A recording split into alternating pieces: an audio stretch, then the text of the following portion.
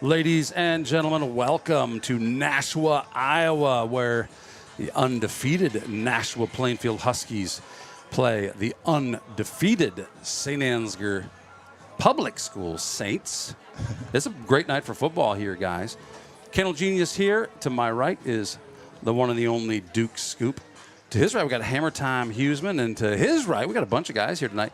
Not your average Joe. Guess who's going to be in the end zone? Well, that would be End Zone Gritty running camera tonight. We may have some others, but we got our ladies out there ready to keep us going with refreshments on the way. So thanks everybody who's participating to be part of this one tonight. It's going to be a big time stream. Everybody's sharing the same sideline because guests and home team members sit on the same side. These guys are a team with great core values. Hey, we can all share in our happiness and sorrows. Great to be here tonight. We're testing out some camera equipment here. While we do that, we're gonna roll with some commercials, but you're gonna want to stay tuned because Not Your Average Joe has got some really good pregame things to share with you. So don't go anywhere. We'll be right back. Before I knew Joe. Before I knew Joe. Before I knew Joe. Before I knew Joe. Before I knew Joe. Before I knew Joe. Before I knew Joe. Before I knew Joe, buying crop insurance was hard. There's a better way to buy crop insurance. You got to get to know Joe.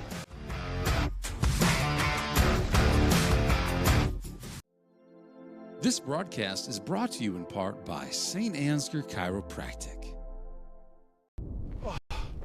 Oh, thank God. Please tell me you brought Paradise Pizza.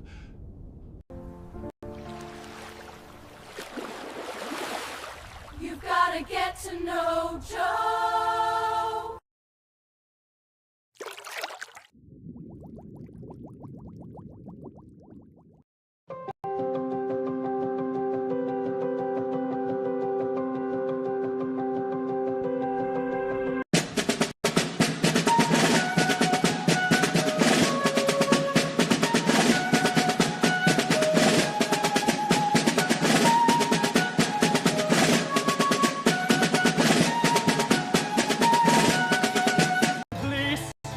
Milk house candles.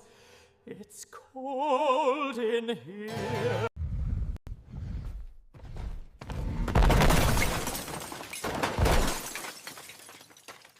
Time for a new golf cart. Miners Outdoor is major tough.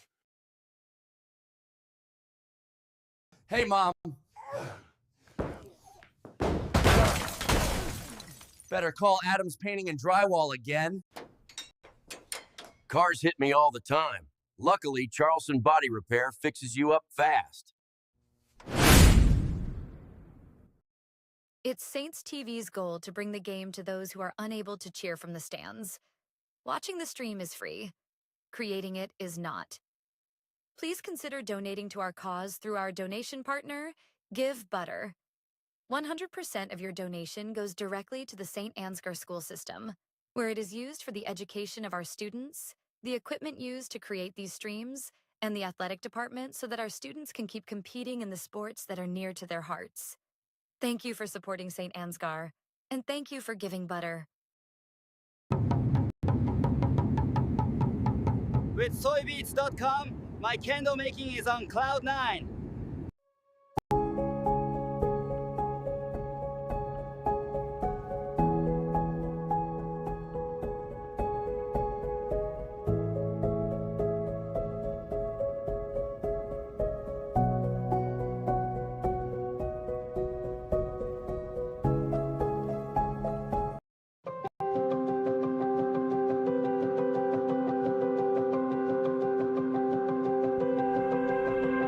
When innovation meets horsepower, great things happen.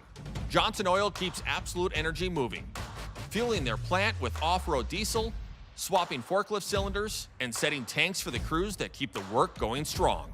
And from Absolute's locally made E85 to the roads of North Iowa and southern Minnesota, we deliver it straight to our customers. 1 mile, 1 tank, 1 partnership at a time. Because powering progress takes more than fuel. It takes trust. Johnson Oil. Contact us today for more.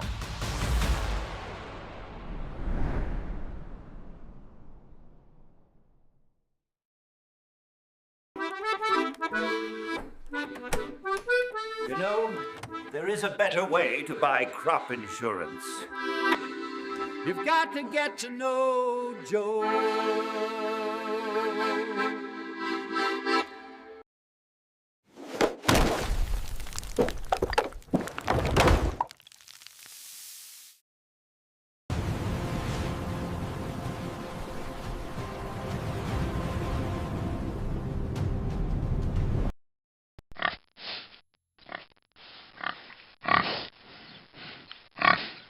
Take care of your spine. St. Ansgar Chiropractic.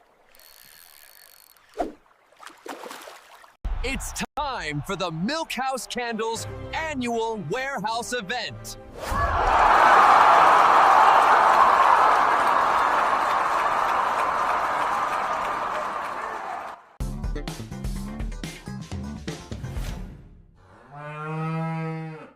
Harvest is right around the corner, but Farmer State Bank is more than just a bank for farmers. So whether you're a small business owner, a student, or a family, FSB is the right financial solutions for you. We are a family-owned local community bank with 7 locations across North Iowa. Visit one of them today or check out our website at fsbbanks.com.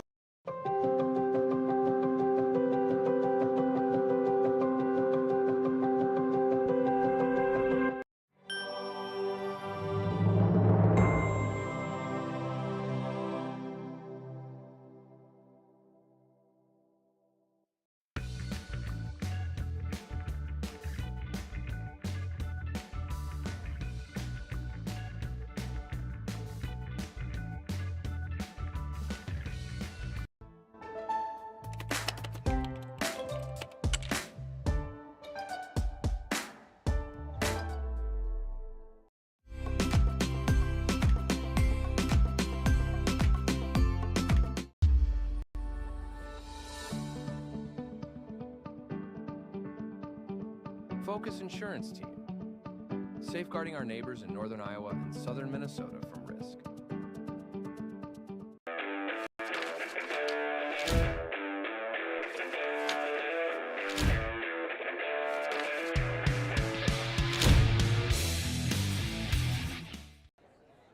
Invest in their future. Choose St. Ansgar State Bank.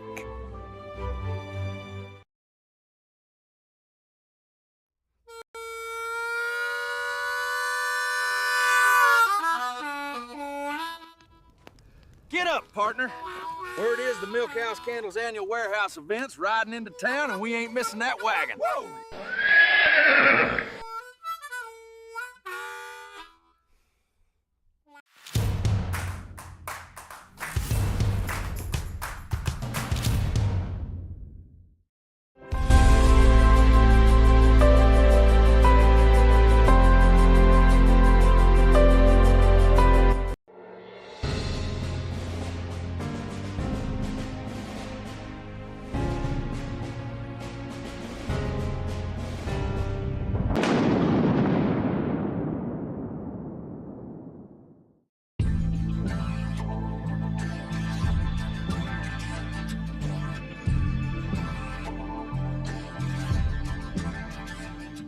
Mustache makes him a man, the candle makes him a ladies' man.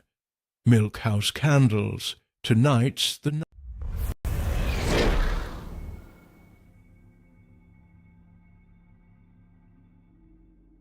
Life's full of bumps, but thanks to LR Falk, at least the road isn't one of them.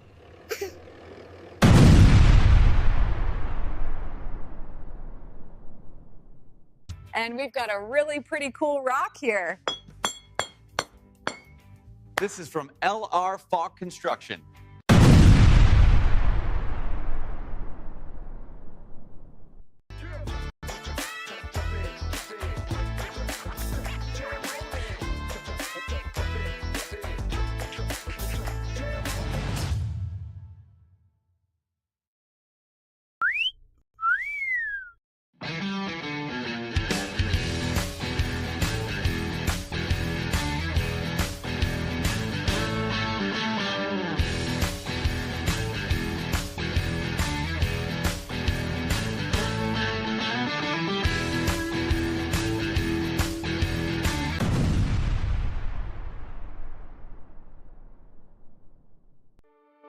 This broadcast is made possible thanks to the generous contributions of the advertisers you see here, as well as the Foundation for the Enhancement of Mitchell County and the Saints Legacy Fund.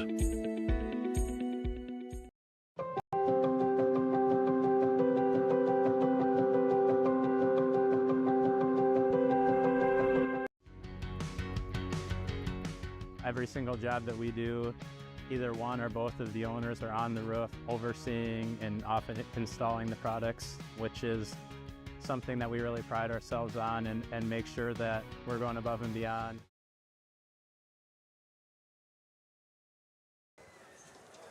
All right, welcome back here. We are preparing for the kickoff in this one, which is scheduled to happen in just 15 minutes. We'll be live before that, but the captains are meeting in the middle of the field. We have one Husky in there on crutches. We'll talk about that here in a little bit.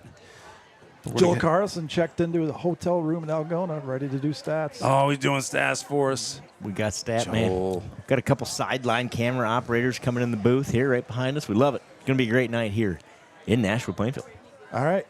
Got a couple more preliminaries to run through. We're going to get some more cameras set up, things get going, and we'll see y'all right here very shortly. Don't go anywhere, folks. Thank you, Patterson Seed in St. Ansgar, for your generous contributions to Saints TV.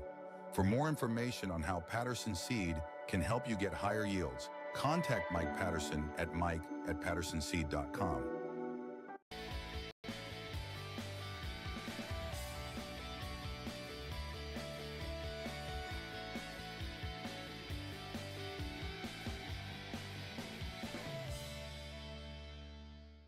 They've sealed up the roof tighter than a hippo in a hot tub, and now I'm homeless.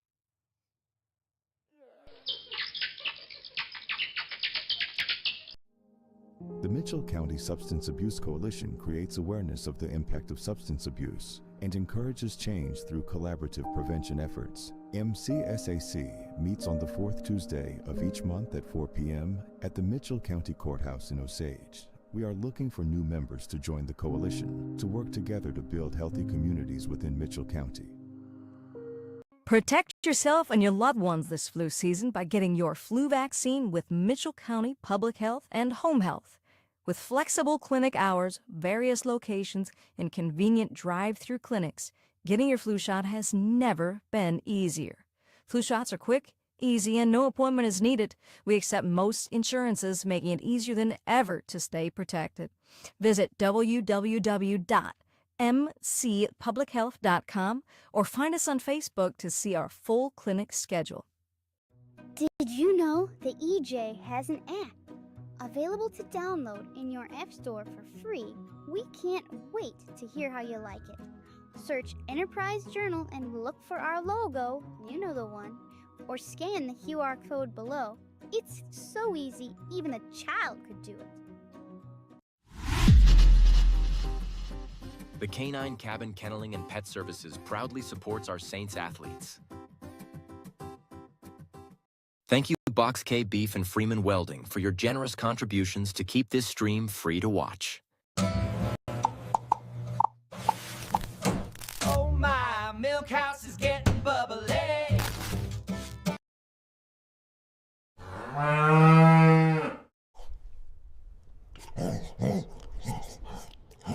At Canine Cabin, I'm treated like a king.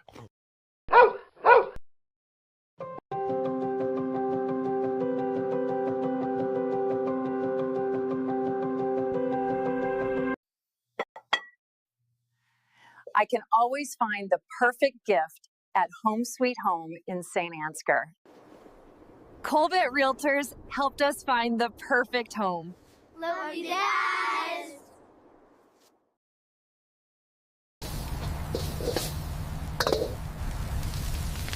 Relax. We've got a policy for that.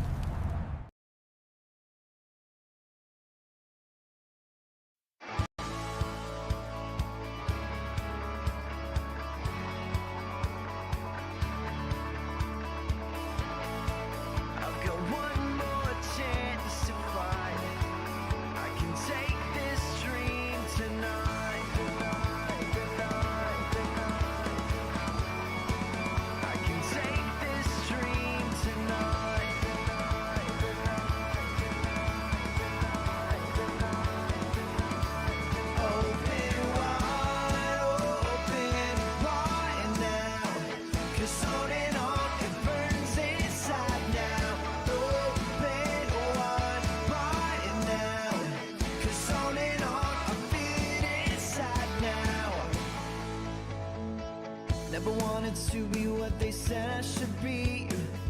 Never thought I should be bound by reality, no. One more broken heart and these thrown away dreams.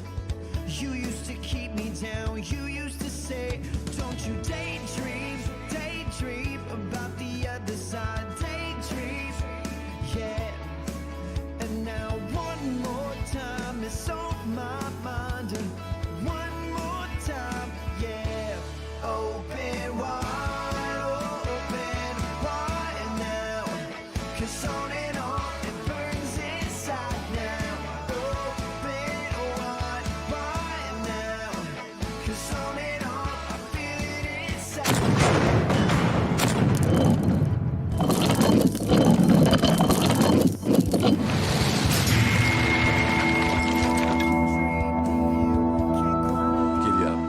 All right, hey, we're back. Candle Genius here. Duke Scoop took the field here to help a man named Pancho get his camera set up. So we do have 2 sideline cams tonight. Pancho wasn't referenced in our initial introduction. So hammer time. Henry Huseman is on the replays all by his lonesome right now. Very, very capable without Duke, because Duke trained him well, and the dude is a quick study. If you need a hard worker, this guy will get the job done. Not Your Average Joe, you got some really, really exciting things to share coming into this one. We'll make sure to leave a few minutes for that, so I'm going to let you take the reins. Here we go. Going to be a great night here in Nashua. The 4-0 Saints take on the 4-0 Nashua-Plainfield Huskies. Friday Night Lights style. Here we go. Fantastic matchup tonight. Eyes all over the state on this one as 2 undefeated teams come in here, both 2-0 in Class A District 3 play. Get a lot of questions every week about conference district. You know, how does this thing work? It changes out all the time. And for football, it's districts that matter, right? So this is a district game. Last week was not. This is. So both teams 2-0 in Class 3 or Class A District 3 play. That means the winner of this one, right, takes a big step forward to controlling the district and playoff positioning as we go forward. These 2 teams come in. Proud traditions. These teams have played a lot over the years. 13 times since 2006, these 2 teams have met. St. Ansgar comes in averaging 48 points per game, fueled by a punishing ground attack led by senior Corbin Michaels, averaging 20 yards a carry and has 9 touchdowns. What a beast. Mr. Corbin Michaels is number 2 on the field tonight, number 1 in your hearts. Add in seniors Connor Mullenbeck and Joe Clevenger, and the Saints have a 3-headed monster. Already 1,000 yards between them. Mr. Genius, just amazing to watch those guys go to work in their senior season here. So that's really the challenge tonight for the Huskies defense is can they stop that 3-headed rushing attack? Then you throw in the passing game that's been efficient. You got sophomore quarterback Porter Schwiesow, 78% completion percentage, 5 touchdown passes for him. Across the field, you got the Huskies. They've had the defensive answer all year long. They've come in 4-0 really on the strength of what they have done defensively. They've been lights out. They've allowed just 13 points all season, recorded 10 sacks, 51 tackles for loss in 5 games. Or 4 games, correction. 4 games. 51 tackles for loss. 51 tackles for loss. 6 interceptions. The Kalanoff brothers, Eli and Zeke, they're a nightmare up front. The 2 defensive ends, you're going to see them, senior and sophomore brothers, numbers 5 and 6. One on the left end defensively, one on the right end. They will be the men to watch there. At the linebacker spot, Tyler Zimmer's been all over the field. Devin Blanchard, the quarterback, has 8 touchdowns for Nashua-Plainfield. We were watching him here in warm-ups. He can chuck that pigskin 40 yards in the air. He has a really nice arm, throws a nice ball. We'll see if the Huskies break that passing game out a little more. They're 87% of their yards have come on the ground this year, just 13 through the air. I have a feeling we'll see a few more passes tonight from the Huskies. So it's strength on strength here, right? We've talked about it. St. Ansgar's explosive rushing attack against Nashua-Plainfield's stifling defense. That's the matchup to watch. Both teams have been opportunistic. Both have 6 turnovers, all interceptions on both sides. The special teams nod probably goes to the Huskies. They have a kicker who, in Class A, kicked a field goal to win a game last week. That is you just uncommon. don't see that very often. So Landon Felsky is the kicker for the Nashua-Plainfield Huskies. We'll see if that comes into play tonight. The Saints lead the series 12-1 since 2006. I believe this is the 3rd consecutive meeting of these teams where they both come in 4-0 on the season. Yeah, we did that math a little bit beforehand, and I'll say that it's unconfirmed, but as we recall, 2 years ago, I remember sitting here in the rain, and we were doing a radio broadcast only with 2 undefeated teams. And then, of course, last year, we knew that was the case as well. So it's national anthem time here at Nashua-Plainfield.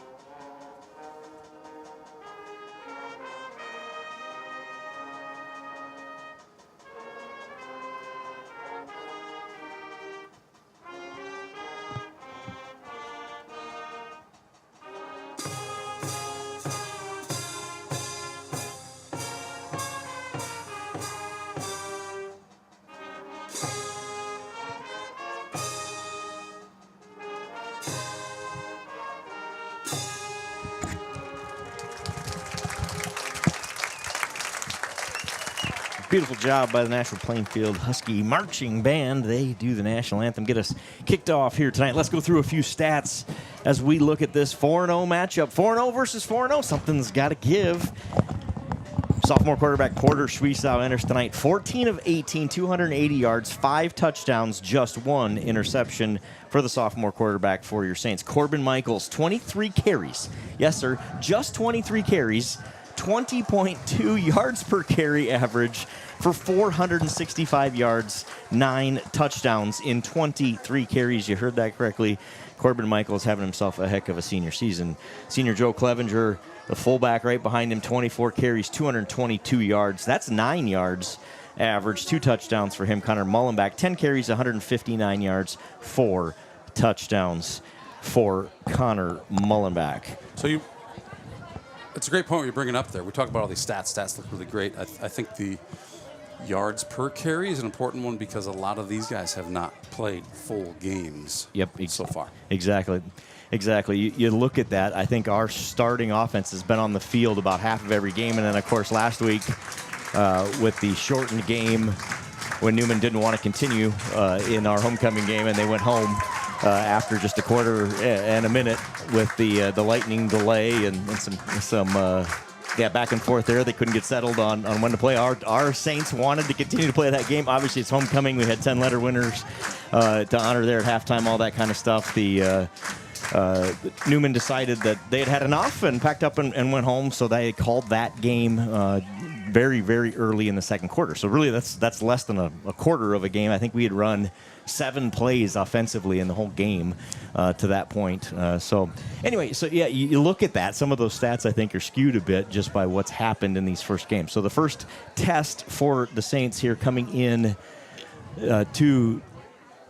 tonight at Nashua-Plainfield, this was one that was circled, I think, on the calendar for both teams when this schedule came out, that this was going to be a good one and going to be a key game to settle District 3. Speaking of keys, you see number 17 there. Hate to see it. Number 17 for the Huskies. That is senior Jake Smith, who is apparently out. He's on crutches, not in uniform, full uniform tonight. He was in there on defense as their cornerback. He's a tight end on offense. Return kicks. I think he punted early in the season as well. So you hate it for that senior that he's not going to go tonight. Speaking of injuries, Eli Kalanoff, number 5, hasn't played in 6 quarters coming into tonight. He was hurt in the halftime 2 games ago, or prior to halftime 2 games ago. Didn't play the second half. Did not play at all last week as Nashua-Plainfield beats North Butler 10-7 last week without Eli Kalanoff. So he's back tonight. He is in the announced starting lineup. We'll watch that. So again, stat-wise, if you look at the stats as we go through that for the Huskies, stat-wise, both Blanchard and Navari Williams both have more yards than he does, but he has just 25 carries. Kind of the same story there. Eli Kalanoff's line here, Again, hasn't played in a game and a half. 225 carries, 357 yards, 4 touchdowns. So he's averaging 14 yards a carry, is Mr. Kalanoff. Year over year, both of these teams, I think, have had really stout offenses and defenses. Two really well-coached teams. You talk about circling the calendar. I would say you probably just expect that from here on out, right? These two teams are anxious to see each other. If nothing else, this is a great chance to test how good a team is Nashua-Plainfield at 4-0. How good a team is St. Ansgar at 4-0. The test is about to begin, my friends. Kickoff pending. Yep, you bet. So the Huskies win the toss, defer, so the Saints will have it to start. Connor Mullenback, number 7. Corbin Michaels, number 2, back to return the kick for the Saints. The kicker's number 9, Landon Felsky, for the Huskies. Senior Landon Felsky. We mentioned he hit a 25-yard field goal last week to help these Huskies beat the Bearcats in North Butler 10-7. Beautiful night here in Nashua. 5-mile-an-hour wind, 75 degrees. Beautiful sky. We are underway. Rolling kick, that's going to go out of bounds. That'll be a procedure penalty to start the game on Nashua-Plainfield. So the Saints will have great starting field position as Felsky's kick goes out of bounds. Joe, that North Butler game, that was last weekend? Yes, sir. There you go. Man, the time does fly. Or maybe it goes slow. I was thinking it was a week before that. I believe it was last week. Nice. Tight game there, 13-10, right? Huskies won that one.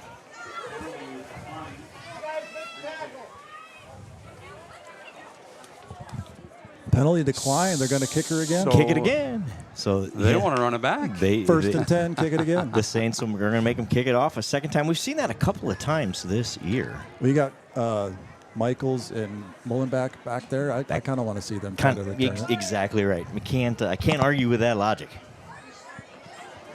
So Felsky's going to try again. I assume we're going to get that same style kick where he's going to try to kick it away from both of them and keep it in bounds this time.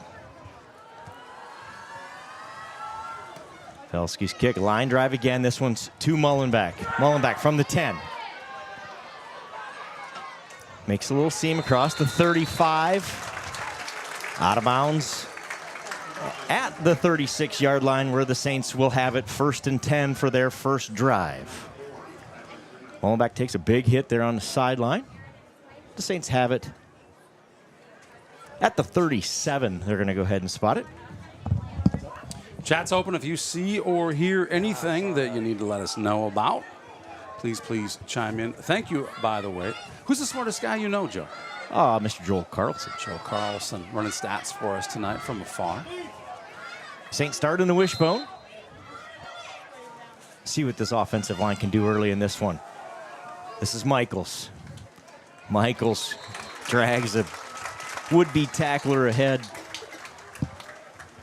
Nice job on first down by the line. Make a nice seam. Michaels hits it. Give him 6 yards on first down. 2nd and 4. Yeah, I got to get that switch fixed.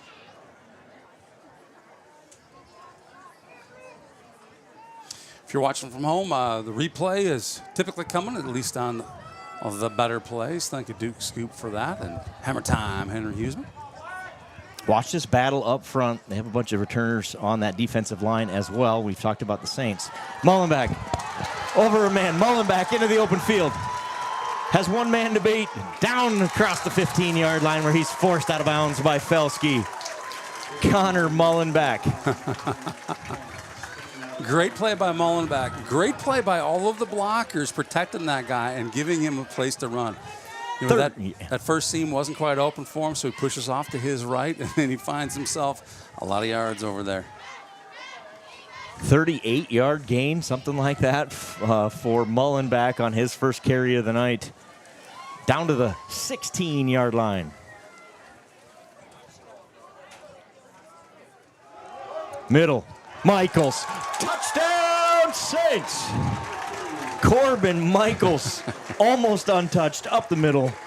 into the end zone. The Saints lead 6-0. And in Michael's fashion, and again, give credit to that offensive line. Michael's fashion, one touchdown. Let's watch that replay again. Let's watch his blocking up front. Look at the C part up front for Michaels. He does the rest. Into the end zone. The Saints on drive number 1 go 63 yards in 3 plays. Yeah, I'm not real great with numbers, but I can count to 3. That was... Pass, well defended by Felski. That was intended for Haugen, knocked down by Felski. So the 2-point conversion fails. It'll be 6-0 Saints after drive number 1. 11:02 to go in the first quarter. Good start for these Saints. I may have been too tight on that shot, Duke. If there's a replay available from the end zone, you might be better there. So you talked earlier about how these Huskies have allowed very few touchdowns defensively. That's just the 3rd touchdown they've allowed of the season. Saints make it look easy on drive number 1. Give those big guys credit up front. Making big holes, our running backs do the rest. There is evidence, piece of evidence, Exhibit A, right there on that play that you just saw. Touchdown, and then now here is the 2-point attempt. So in the 2-point conversion, well set up, really well defended by Felski. Did a nice job. Fooled both cameramen. Yep. Blanchard to Felski, or excuse me, that we'll see Blanchard to Felski here offensively. I have a feeling here tonight as well. So the Saints lead it 6-0. Porter Schwiesau to do the kicking here tonight. He'll kick it off for the first time for the Saints. Back to return.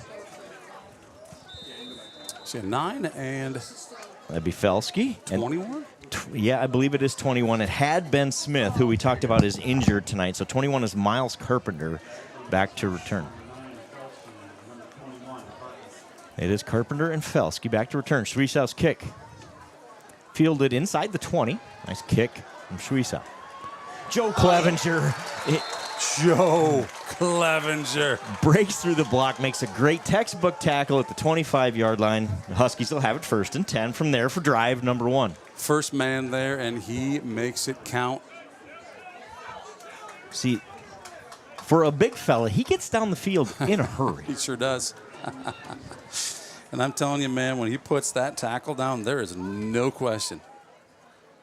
Great job by Joe. Spot the ball at the 26-yard line. We're going to see this pistol formation, so kind of a short shotgun, essentially, is what the Huskies are going to run. Blanchard hands it off to Kalanoff. Kalanoff wrapped up early by the interior of the Saints defensive line. Corbin Michaels flying in there. He's the last guy off the paddle. Matt Clevenger in there from his linebacker spot. Matt Clevenger, just a sophomore, has played a fantastic early defense this season, these first 4 games, and been impressed with him. Blanchard is your quarterback. Number 3. 5 is Eli Kalanoff. In the backfield, you see his left knee all wrapped up. He's been injured. Keep there for the quarterback, nowhere to run. Corbin Michaels comes in, cuts him down right at the original line of scrimmage. So it's 3rd and 10 coming up. Saints not be fooled for a moment on that fake handoff as the quarterback keeps it and goes, like you said, nowhere. Nowhere. Corbin Michaels ensured that. In fact, he lost a yard on the play. Call it 3rd and 11. They need the 36-yard line here for a first down. Joe, it's homecoming tonight. It is homecoming here in Nashua-Plainfield. Festive environment. Great high school football night in Iowa. Quarterback, Blanchard.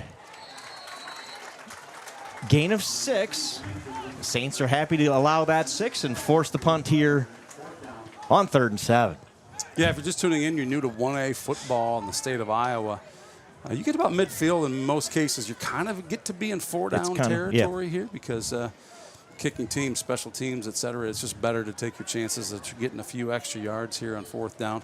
I don't see it here. They're just too deep in their own territory, so punt's coming. They are going to punt it away. This is Felski going to punt it to Mullenbeck and Michaels, the Eminem brothers. Short one. Short punt. That's going to hop out of bounds at the 40-yard line. Out of bounds at the 40-yard line. So the Saints start hot here in Nashua. They go 3 plays to pay dirt to lead it 6-0, and then a 3-and-out forced on their first defensive opportunity.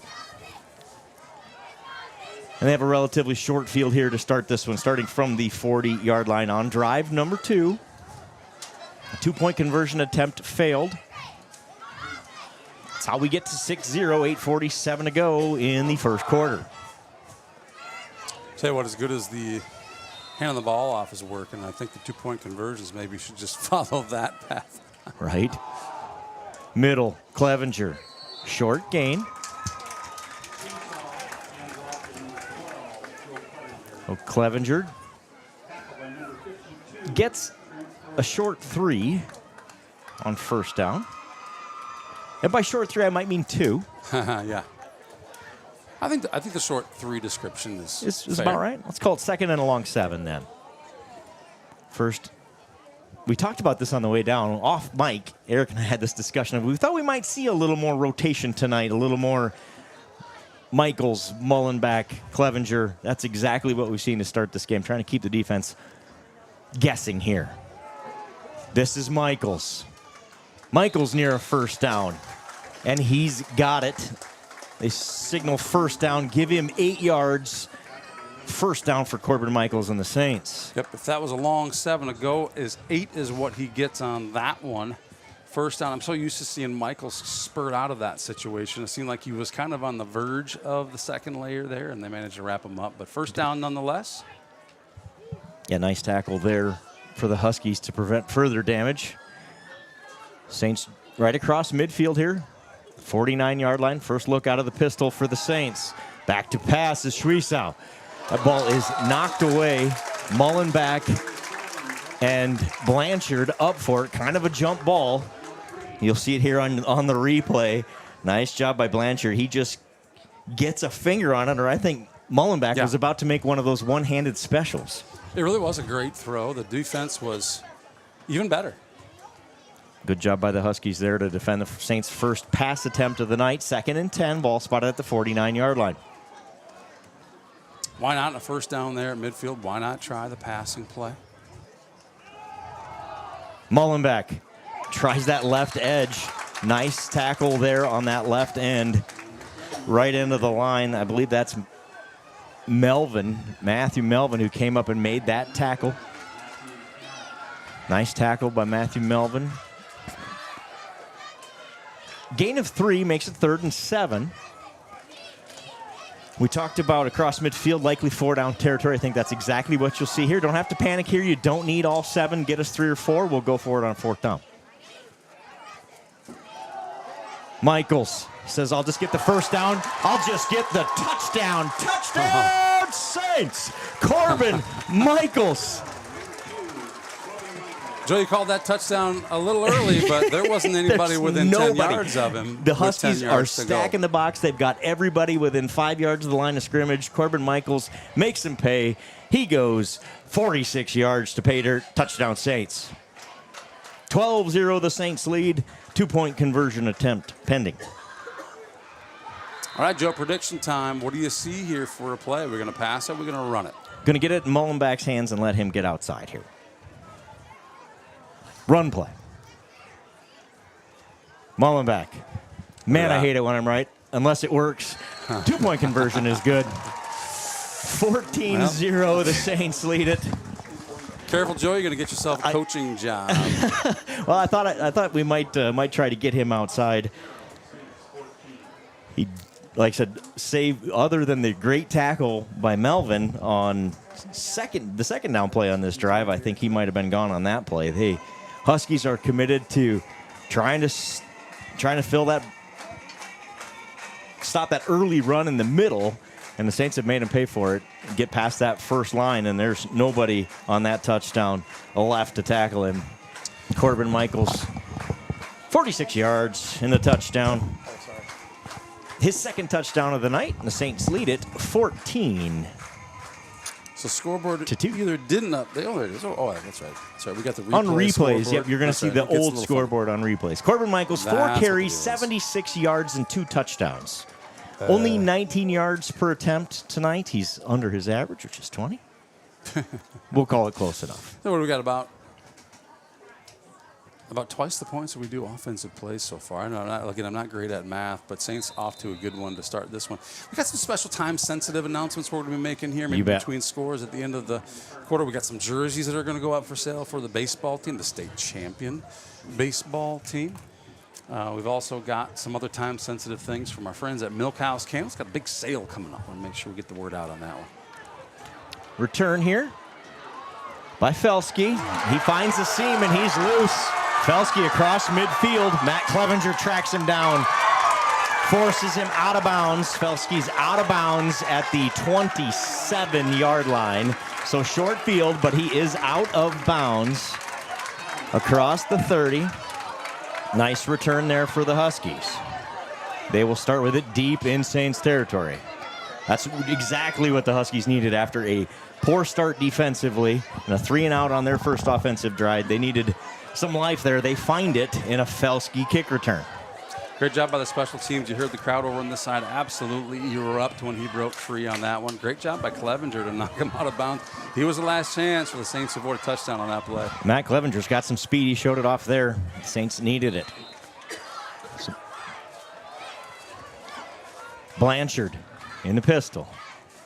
He's going to roll out, attempt to pass here. It is complete. Near the first down. Great pass, play, great execution by the Huskies on that one to gain a first down. Number 12 makes the reception there. Trey Johans in on the tackle. Timely first down of the game for the Huskies. Number 12, not on my stat sheet. We'll get you a name here. That's a new receiver. Like I said, with Smith out tonight. Back to pass again is Blanchard. Ooh, escapes a tackle from Clevenger way in the backfield. Going to keep it and run. The other Clevenger, Joe Style, comes up and makes sure he doesn't get much out of it. In fact, going to lose a yard. 2nd and 10. Got to be careful around here avoiding a Clevenger. You might run into a Clevenger. You do. They respot that ball back 3 yards, so he loses 3 on the play. 2nd and 13. I wondered about that. The original spot was way by the sticks, and he came back and corrected that, moved it back.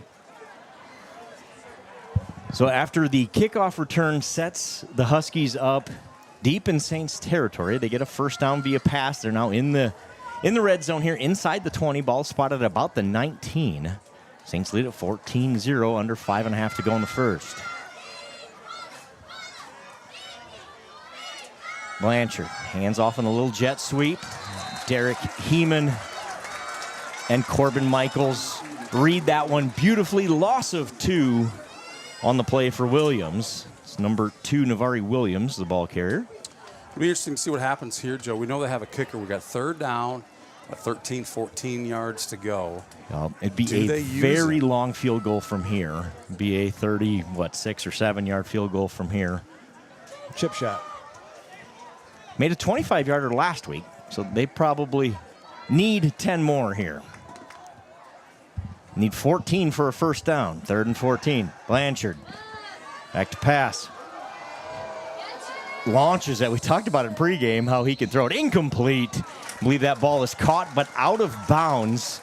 The ball was hauled in, but out of bounds. Good defense by the Saints. Corbin Michaels all the way down there to help Jager Trenton, number 10, in the corner of the end zone there. 4th down and 14 coming up.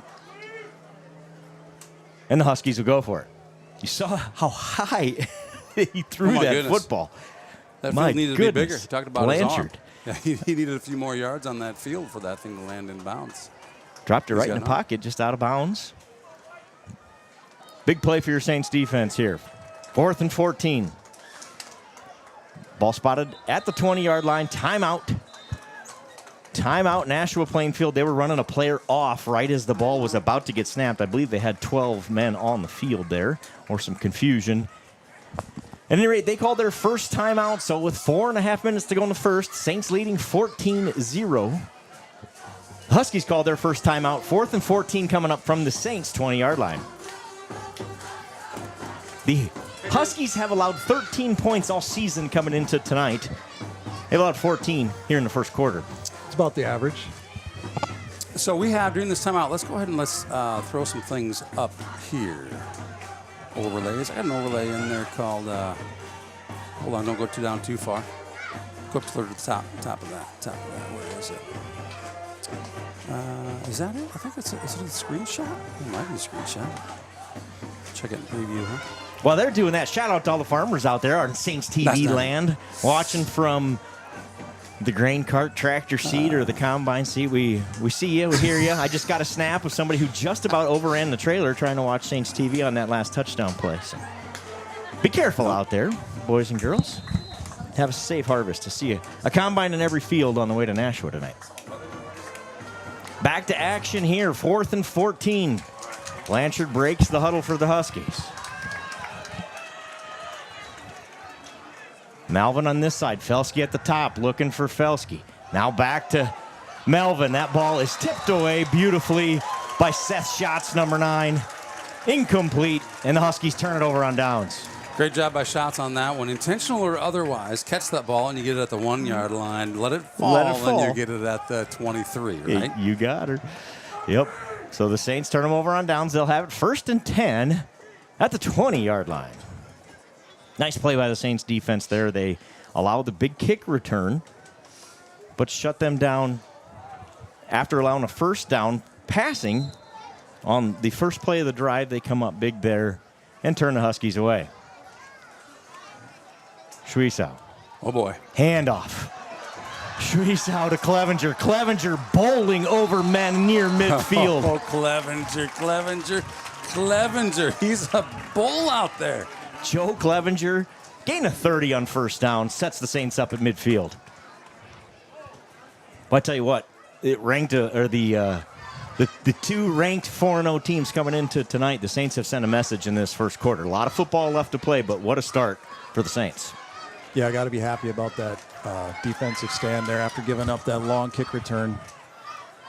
On offense, they have done whatever they pleased in the run game. Mullenbeck. Flag on the play, gain of 5. Let's check that one. That looks suspiciously like holding on your Saints. Yeah, it does. I was going to say that even on that play, they didn't even try to hide it, handing that thing to Mullenbeck. Yeah. Usually they try and cover something up, and it was just, we saw just roll over and hand it to Mully. Chop block, illegal block there below the knees. So if one guy's engaged, it usually happens on the line. One guy engaged up top and another guy comes in underneath. Is that penalty call? It's a 15-yard penalty. I didn't see it there. The refs did, so they're going to march us back 15. I didn't get a number. A lot of times they will holler it at the sideline. We're on the home sideline. Usually we can hear it. But over here, where we're on the home sideline, all fans on one side here in Nashua-Plainfield. If you're tuning in from around the state here to watch this good game. I see 57. Looks like it there probably it would have been on the left bottom of your screen there. Gotcha. Just got tangled up, looks right like. There, yeah, kind of falls into the... Wipes out a 5-yard gain and pushes the Saints back 15 to make it 1st and 25. Back to pass. Schwiesau looking for Mullenbeck. Mullenbeck bails his quarterback out, comes up, catches the football. That was a 50-50 ball. Mullenbeck comes down with it. Yeah, there's a fight for possession at the end of that one. Yeah, Gerholt was right there for the Huskies. Gain of 14, though. It'll be second. Excuse me, gain of 10. It'll be 2nd and 15. Oh, nice job by Mullenbeck there. Michaels. Spin.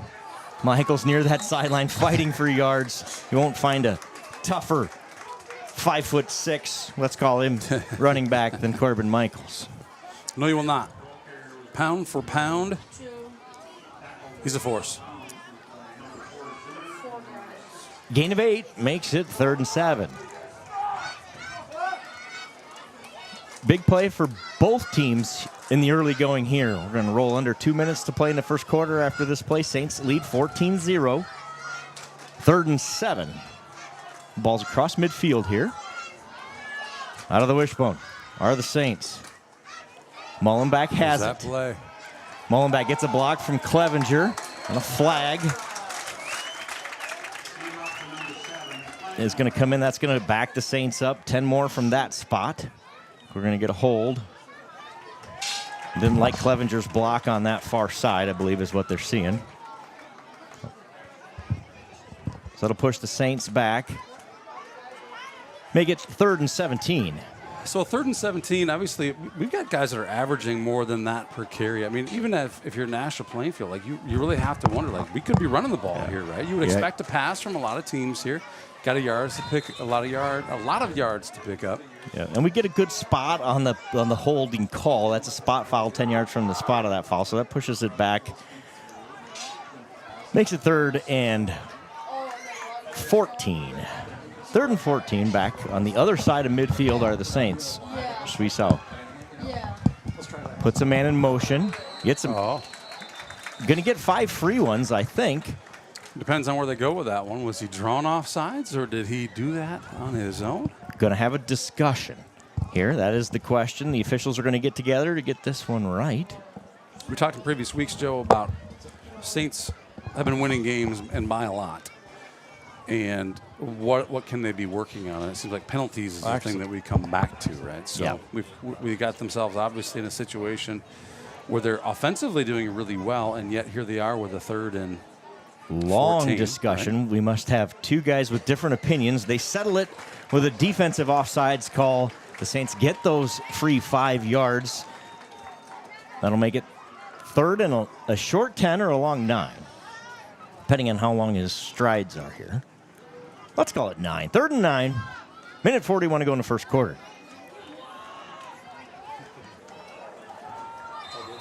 Saints need the 40-yard line for a first down. Just inside the 50, the ball spotted. Suisao looking for shots. Shots interfered with, no flag. Still gets a hand on it, despite all the contact, but it falls incomplete. 4th down coming up for the Saints, and it looks like they're going to punt it away. What'd you see on the replay there, Hammer Time? Live, it looked like a lot of contact early before the ball gets there. It's close. It's pretty good. Pretty clean defense for the Huskies. Good job there. They shut down the Saints and force their first punt of the night. Saints proved me wrong already with that whole 50-yard line comment I had. They are on the Melvin other calls side. for the fair catch inside the 15. The Huskies will have it. I believe that is the Saints' 2nd punt of the season. So the Huskies get a stop there. Just what they needed in the first quarter. That's been all Saints outside of a long return that set the Huskies up in business last time. They couldn't convert. They had the ball in the red zone, first down, couldn't convert, so they'll try again here. Drive number 3, Blanchard in the pistol. Blitz coming. Handoff. No gain on the play. That's Kalanoff, who taps his helmet, going to get himself out of this game. Like I said, he has not played the last 6 quarters due to injury. Looks like he's coming out of this one. Williams will go in for him, number 2. So we'll watch that. That would be a big story here in this one if Kalanoff's unable to go back into this one. Not just big offensively, but big on defense, too, from that defensive end spot. We haven't really even talked about turnover battle, the importance of turnovers and defensive touchdowns or takeaways too much. We probably covered that in the earlier stuff, Joe. But how important is that in the game between 2 undefeateds, getting additional possessions? Williams with a nice gain. Out near a first down is Williams, tackled by Mullenbeck. Connor in on the tackle there, but not before Williams gets a first down. Gain of 11 for Williams. 1st and 10 from the 16 for the Huskies. Do we have some fog rolling in, gentlemen? Or do we have some firework display that's just hanging around? I can't tell. Little Put a camera on it between plays and let you make the call. miscommunication. Blanchard goes to pitch to a guy who's not there, so he just keeps it. Rumbles ahead for a yard. Broken play there. 2nd and 9. Here's a look at that fog you're talking about. What is happening here in Nashua tonight? That's the end of the first quarter. The Saints lead at 14-0 on the strength of 2 Corbin Michaels touchdowns. We'll take a quick commercial break, and we will be back right after this message from our friends at... Oh, thank you. I don't remember where we were, but when we left off last time. If I can find it. Pick a card, any card. I'll choose this one. Take care of your spine. St. Ansgar Chiropractic. It's time for the Milk House Candles annual warehouse event.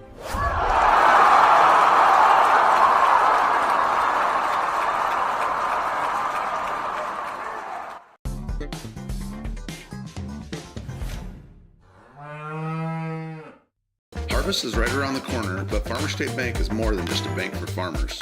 So whether you're a small business owner, a student, or a family, FSB is the right financial solutions for you. We are a family-owned local community bank with 7 locations across North Iowa. Visit one of them today or check out our website at fsbbanks.com.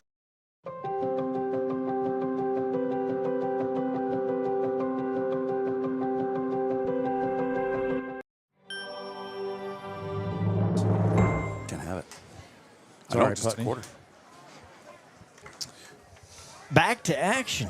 Thank you. Yeah, I was let's when we interrupt commercial like we did Brian Putney's there. Sorry about that, but thank you, Brian Putney, Farm Bureau Financial Services, for your generous contributions. Keep St. CV free to watch. Not your average Joe. What just happened there? That's a carry for Navari Williams. He loses a yard. Makes it 3rd and 10. Corbin Michaels in on the tackle for your Saints. I'm getting some delicious smoky smell here. I'm wondering if maybe that's not fog. Yeah. Maybe it's not fog after all. Little campfire smoke rolling in. Might be. Big play. Again, I think we've said that 3 times already. Here we go. They have all gone the Saints' way early. Blitz coming. Mullenbeck's going to get called offsides there. Looks like on that blitz, he was trying to time it up. You see, if you watch on the replay, he's trying to time that up coming across, and he just early across the football. A free 5 for Nashua-Plainfield makes 3rd and 10, 3rd and 5. A lot of power being there just in time. Yep. Eli Kalanoff down here on the sideline trying to get that knee worked out. He's running here on the sideline. See if we see him return. He was injured coming in, tried to give it a go tonight. Back on the sideline. Saints jump, but don't get over the football. You can do that as long as you get back. Don't get into that neutral zone. Completed pass. Blanchard to Chima for a first down. Nice play there. Nicely executed by the Huskies. They have a first down. The 45-yard line.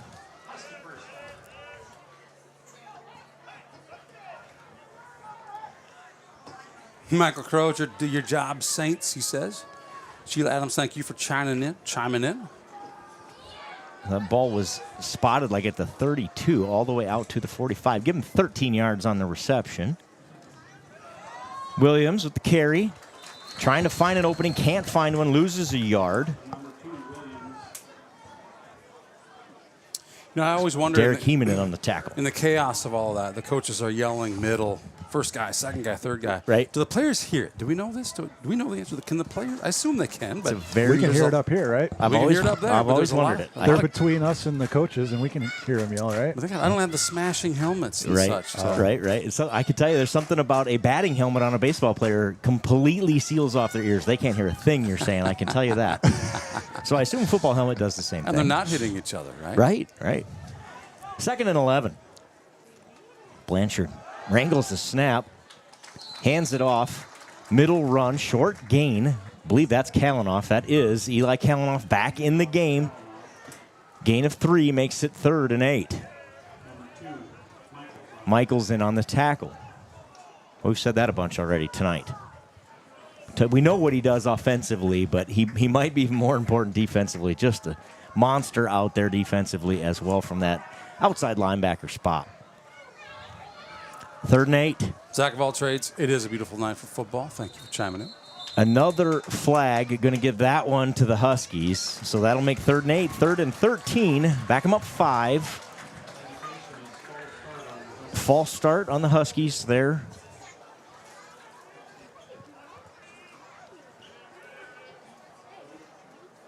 Third and 14 coming up.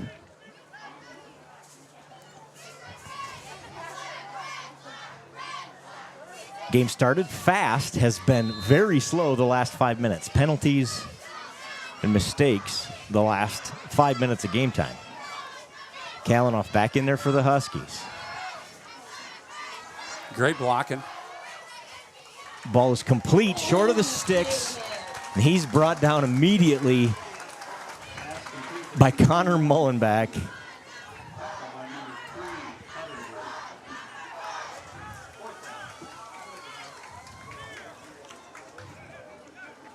It'll be 4th down, and here comes the punt team for the Huskies. 4th and 7. Nice play there by the Saints defense to hold. They bend but don't break. And the Huskies show punt. Saints don't trust it. They only have one returner back. Going to back them up 5 on another procedure penalty there, pre-snap procedure penalty, so that will help. Yeah, if they're thinking about faking that punt, it gets a little harder Correct. to do that now. And yeah, by help, I mean this is Saints TV. We want to try to broadcast the game, but it'll help your Saints feel a little better that this is an actual punt coming. That's a great point, Joe. We get a lot of viewers from Nashua-Plainfield when we stream these, so thanks. And we appreciate that. Pat Haskins says, let's go Huskies.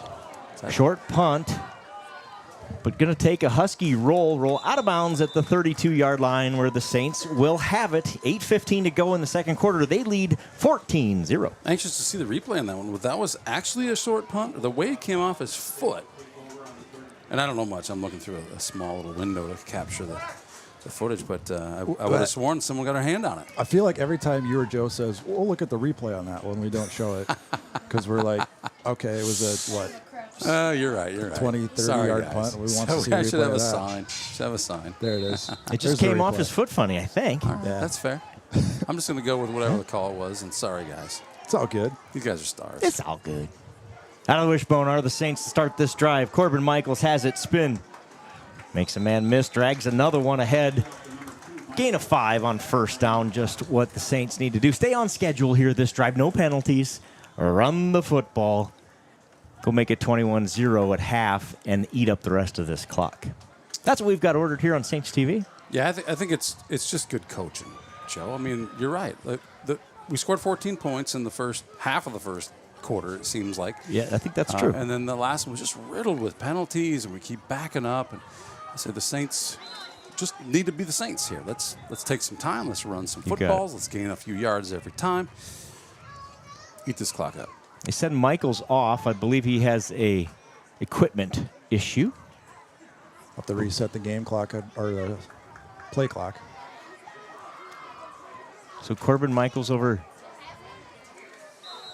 getting a drink of water and I believe fixing a chin strap or something on his helmet. He'll be back in momentarily. Middle run. Pushes the pile ahead. The Saints fall ahead for 4 more. Makes 3rd and 1. Zacharias, the ball carrier. You know, the way that pile was moving, I didn't know who was in there, but I was sure it was Clevenger. Zacharias. Great job, kid. 3rd and 1. 3rd and 1 coming up. Keegan Zacharias. Let's see here. We've got an official's timeout. They appear to want to measure this one. They are. We're going to get our second measurement of the season here on Saints TV. We talk about how rare those are anymore. In the NFL, you see they just stand back now and let the cameras do it. Have you seen one of those yet? It takes like 4 minutes, total waste of time. They need to go back to the chains. Short, that far short, says the official. About the length of the football short of a first down. So it'll be 3rd and inches. Developing story here. Kalanoff out for the Huskies. Early in this one, he is back in there. He is in their defensive end as well at the top of your screen. Corbin Michaels goes to the sideline on this drive and has not returned. So Keegan Zacharias, the junior, in his stead. This is a handoff to Clevenger. Clevenger, like a bull in a china shop near the 50-yard line, has a first down for the Saints. Man, that guy runs hard. He sure does. Do you want to stand in there and tackle that guy coming Negative, at you? dude. Me either, sir. Me either. First down, Saints at the 49-yard line, approaching midfield. He's just turning his body every which way, finding ways to just put more muscle behind that. Yep. Driving, and first down is the result. Punishes the first guy and then dares the next three to drag him down. Handoff. Mullenback tries that left side. Short gain.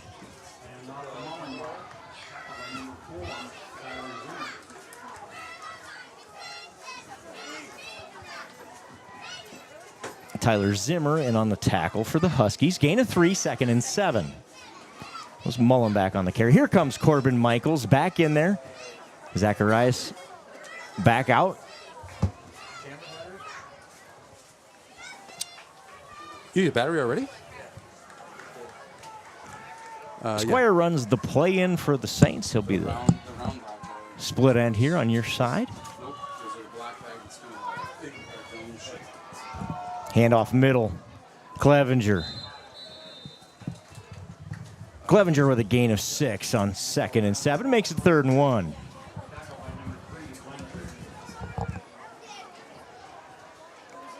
Joe Clevenger pushing the pile again.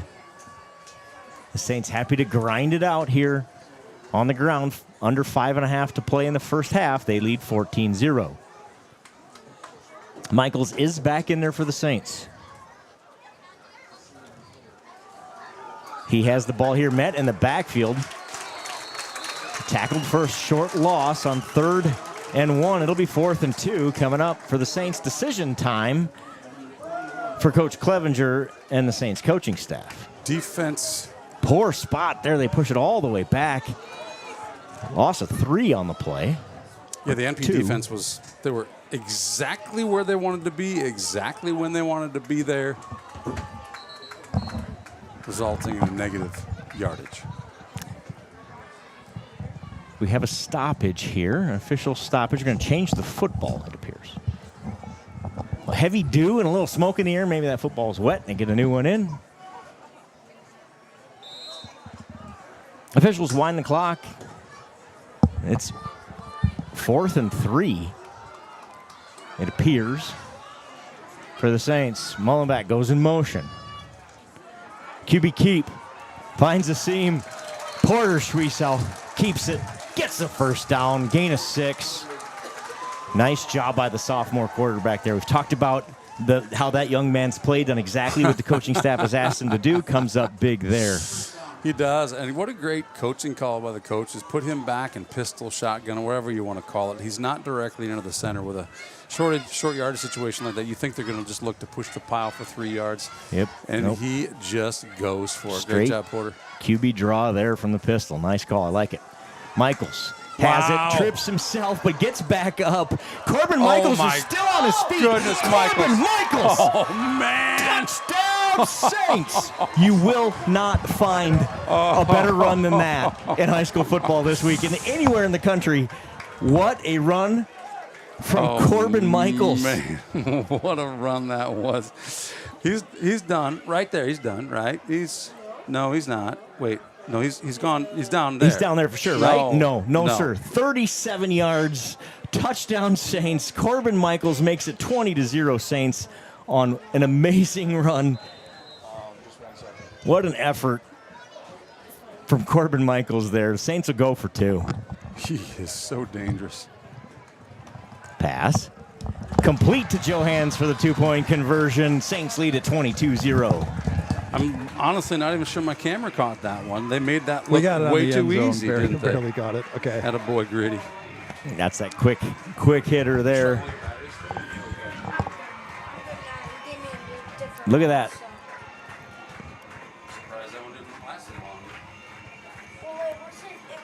Braden Mitchell, the senior, thinks he has him right here and just will not go down.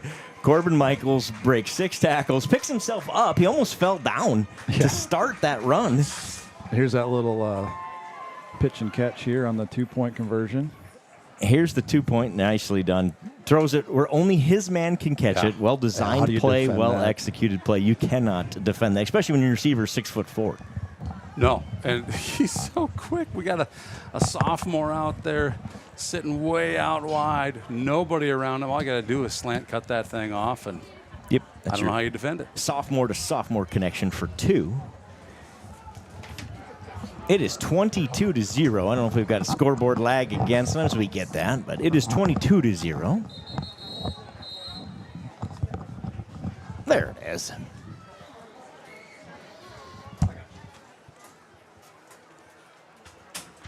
So the Saints clean things up on that drive, put it back in the end zone. Let's get you some stats here. Corbin Michaels, have yourself a night. 8 rushing attempts, 124 yards, and 3 touchdowns for Corbin Michaels. Mullenbach's added 3 carries for 49 yards. Joe Clevenger has 4 carries for 47. 3-headed monster at work, led by senior Corbin Michaels. Saints looking good. Huskies not out of this one. It's only 3 scores, and we got plenty of game time left.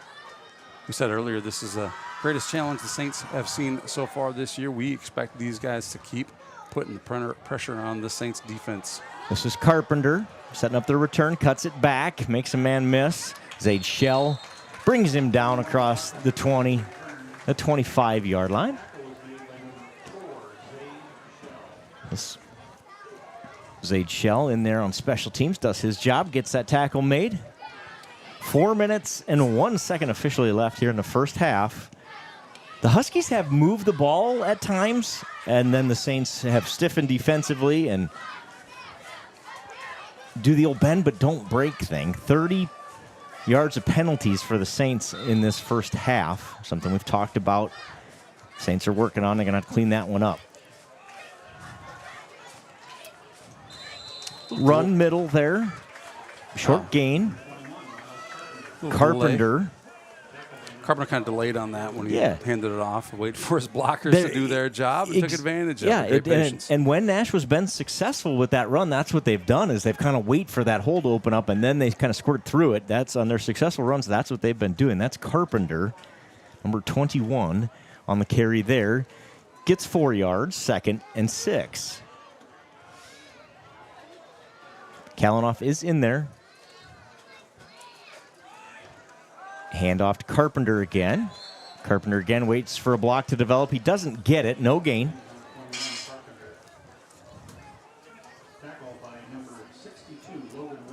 Logan Wagner on the tackle there for the Saints. He's in defensively.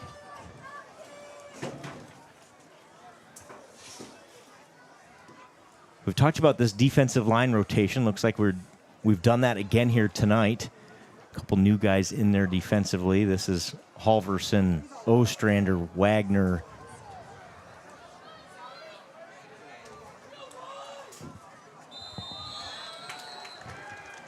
That's going to be an offensive false start. The wide receiver here on the bottom side of your screen started early. You may not be able to see that on your screen, but so that's going to back it up. Makes third manageable, 3rd and 10.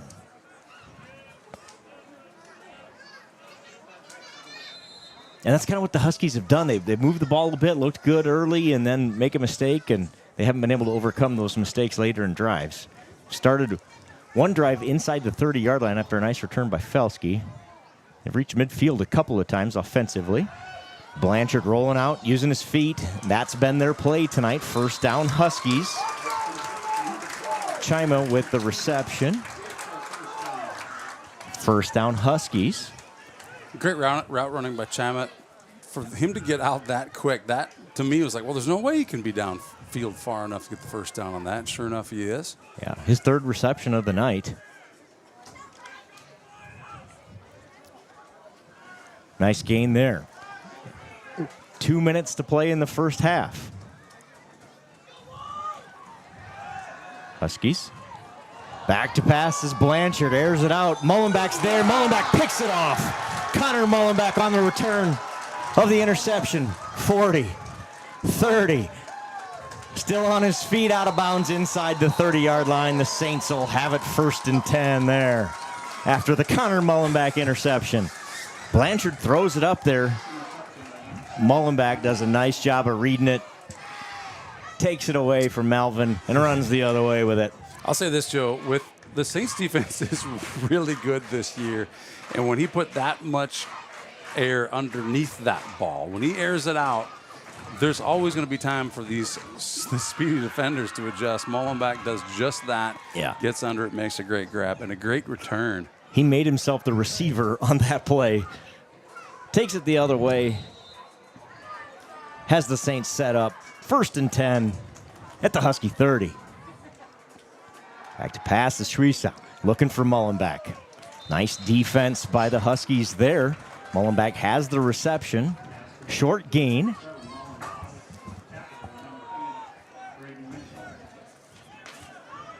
Nice Number play by 8. Schwiesau there, great throw. Yeah, Mitchell in on the tackle for the Huskies. Gain of 5, 2nd and 5. That's one of those plays we haven't seen a lot this year. We thought maybe we'd see the Saints break out a couple of new looks tonight. That pass is really hard to defend because of how quick Schwiesau gets it out. Nice route by Mullenbeck. Pass coming here. Especially as good as your running game is. Michaels has it. We're going to get a 15-yard penalty on Eli Kalanoff as he unnecessarily roughs Schwiesau. That'll be 1st down, Saints inside the 20-yard line. Until Eli Kalanoff called for the 15-yard penalty.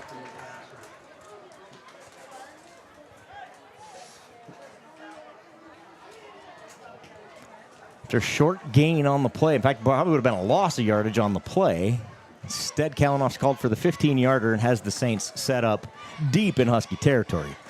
Plays the ball inside the 15-yard line where it'll be 1st and 10 Saints. Under a minute to go. The Saints in the first half. Saints lead at 22-0.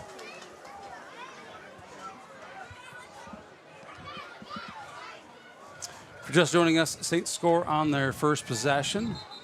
Hold these Huskies to a 3-and-out on their first possession. Another official timeout here. They stop the game, have a quick discussion. They're going to wind the clock.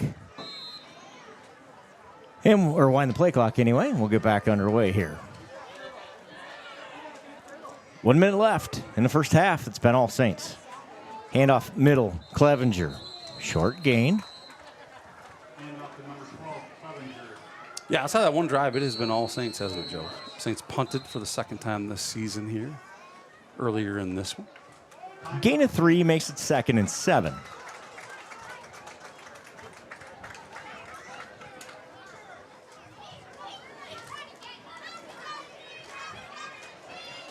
Corbin Michaels, 8 carries, 124 yards.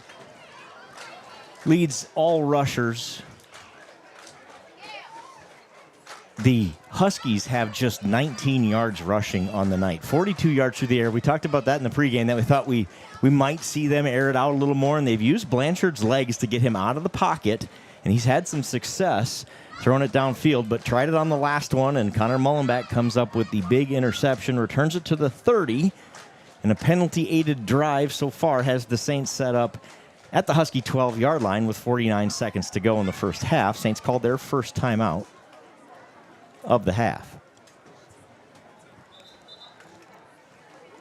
The Saints have 233 yards rushing in the first half.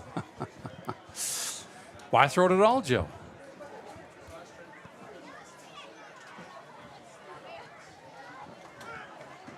They have imposed their will up front. Those big fellas up front doing work. The running backs and fullback have done the rest. Michaels, a little motion there. I believe that's a keep for Schwiesau. It is. Well read by the defense for the Huskies. Short gain. Give Schwiesau 2. I thought I saw a face mask on that one. The officials did not. So it's 3rd and 5. 25 seconds to go in the first half. The clock is running. Saints have 2 timeouts left. They're going to use one here. A little confusion with the play call, look like. So the Saints call their second timeout. 20 seconds to go, 3rd and 5. They can get a first down at about the 5. Yeah, a little surprised the Saints didn't call timeout earlier on that one. We got 3rd down, so you don't have unlimited number of downs. Essentially, you got 2 downs to find a way to get to first down. But then you don't have a whole lot of time to score. I wonder if that was one of those situations where they had 2 plays called out of the last huddle, and there was just a little confusion about what they wanted there. You saw Joe Clevenger come out of the huddle and kind of signal to the sideline, like, hey, we need some help here. So Coach Clevenger calls the timeout. You still have 1 left. 20 seconds to go, 3rd and 5. Hey, shout out to that Saints coaching staff. You probably watched some JJV games this week, JV last week. JV got rained out this week. But I tell you what, we were at North Butler a couple weeks ago, and here comes Coach Clevenger rolling, and he finished varsity practice, comes to that JV game, drives himself to North Butler, gets there for the game. That's a big deal. That's cool to see. So shout out to our coaching staff who puts in that extra time. Doesn't matter the level, they're there to help guys get better. Fun to see. He's always been so good at that, hasn't he? 3rd and 5. Handoff. Mullenbeck gets the 5, I believe. Very close. Anyway, just going to be short. It is going to be 4th down. Timeout, Saints. Saints will use their last timeout. I believe it's going to be 4th and short at about the 6-yard line, maybe inside the 6. But they need the 5 for a first down. So 10 seconds left on the clock. So how does that, in high school, they stop the clock to reset the first down markers, right? But there will be no first down markers to reset. They can't rely on a 5-second timeout while they reset. Right. Here, They still will stop the clock. So let's say we run it for 2 yards, get the first down. Yep. Okay. They will blow the whistle, stop the clock, set the football, set the down marker, and start the clock, wind the clock. So you're right. You're going to get a little time, but it won't be the full, hey, we got to move the full chains and do the whole thing. It'll be relatively quickly. So if the Saints run a play that is short of the end zone here, I would expect them to have another play designed to either go spike it or go run play number 2 right away. But I think more than likely you'll see a pass play into the end zone here for the Saints. You think so? I do. I don't know. I'd try to run it with the fullback dive. I think so, get too. First down, spike the ball, and you got... I think so, too. Oh, keeper. QB keep. Well, Shreesau gets the first so down. they got to have a play. 5 seconds on the clock. They give the first down, spot the down marker. There are 5 seconds on the clock officially. They have the ball set for play. They wind the clock. Whistles on the field because the ball's not set where it needs to be. So we need to put 2 seconds back on the game clock. Not going to do it. Lots of confusion. They burned 2 seconds off the clock here in the stadium. Didn't put them back on before that play was run. So essentially, they need to wait for that whistle to hike the ball, right? Yeah, you got it. So either way, they stop it with just 1 second running off. So there are 2 seconds left. There should be 4. Not sure it matters at this point. Ball's at the 2-yard line. Officially 2nd down, but just 2 seconds left. This will be the last play of the half, barring penalty. Oh, pitch, boy. Michaels. Flag flies. He's marked short of the end zone. So depending on the flag, that'll be the end of the second half. If that's on the Saints, it'll be the end of the second half. Holding on the Saints.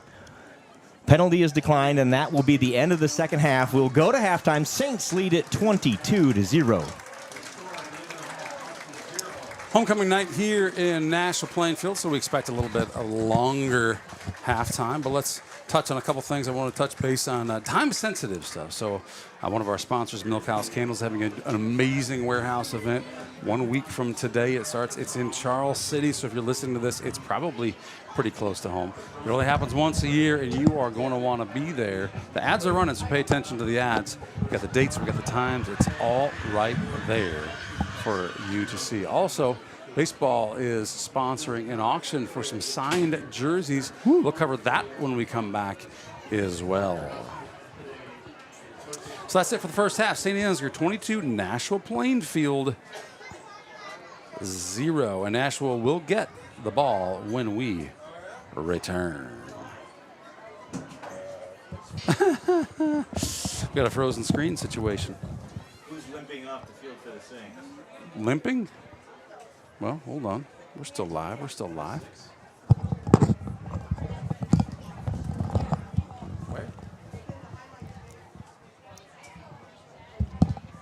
Get your camera on that, see who that is. Yeah, 76. 26.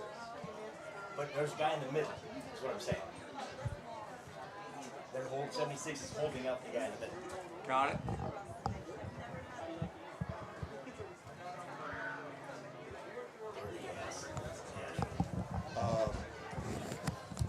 Commercials? Yep. All of them? Before I knew Joe. Before I knew Joe. Before I knew Joe. Before I knew Joe. Before I knew Joe. Before I knew Joe. Before I knew Joe. Before I knew Joe, buying crop insurance was hard. There's a better way to buy crop insurance. You got to get to know Joe.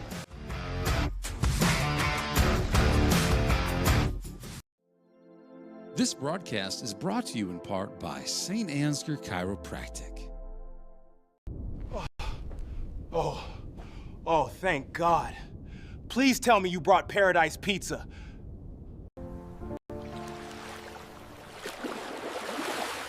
You've got to get to know Joe.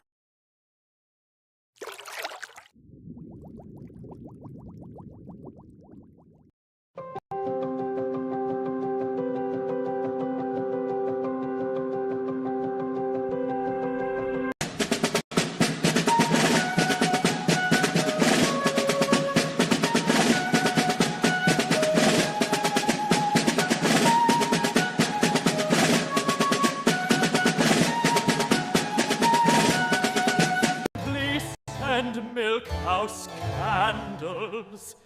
It's cold in here.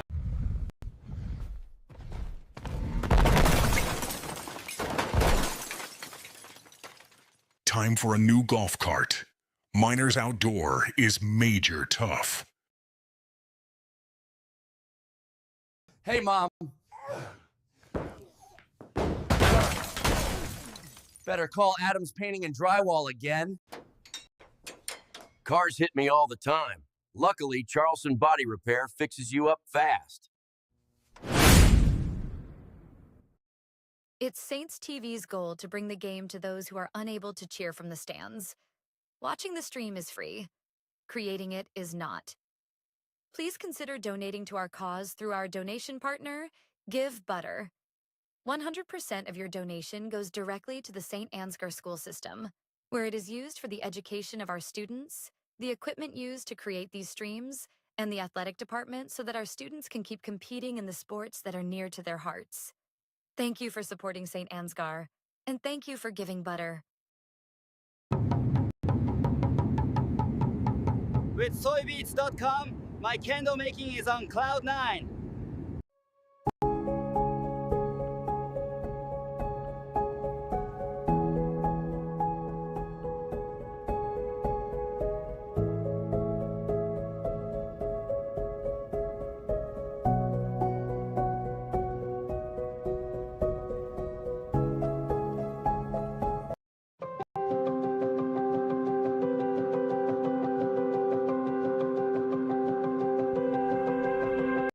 When innovation meets horsepower, great things happen.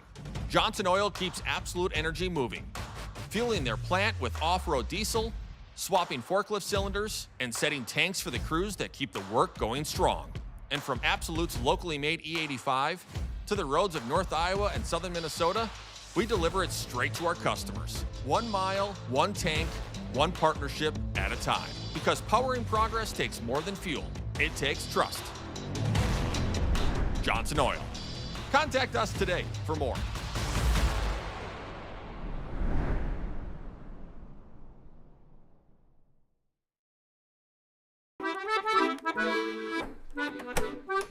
You know, there is a better way to buy crop insurance.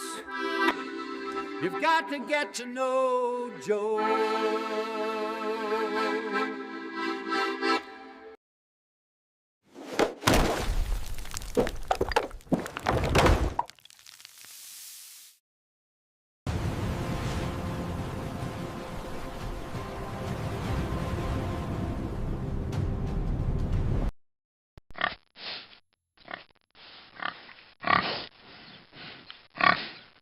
Take care of your spine.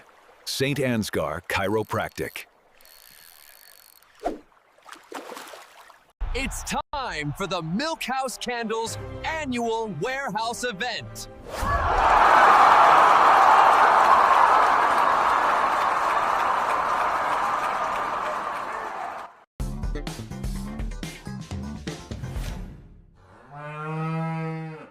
Harvest is right around the corner, but Farmer State Bank is more than just a bank for farmers. So whether you're a small business owner, a student, or a family, FSB is the right financial solutions for you. We are a family-owned local community bank with 7 locations across North Iowa. Visit one of them today or check out our website at fsbbanks.com.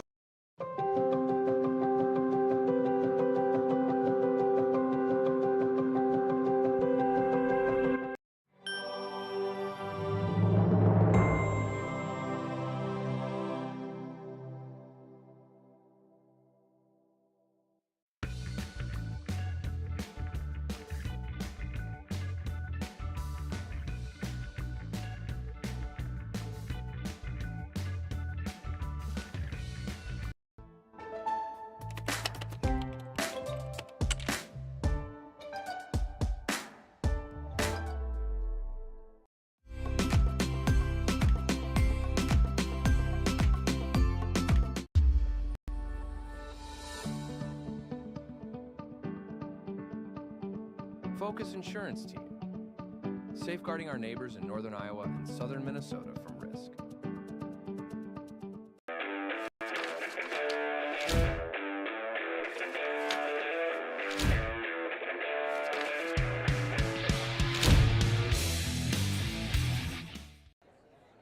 Invest in their future. Choose St. Ansgar State Bank.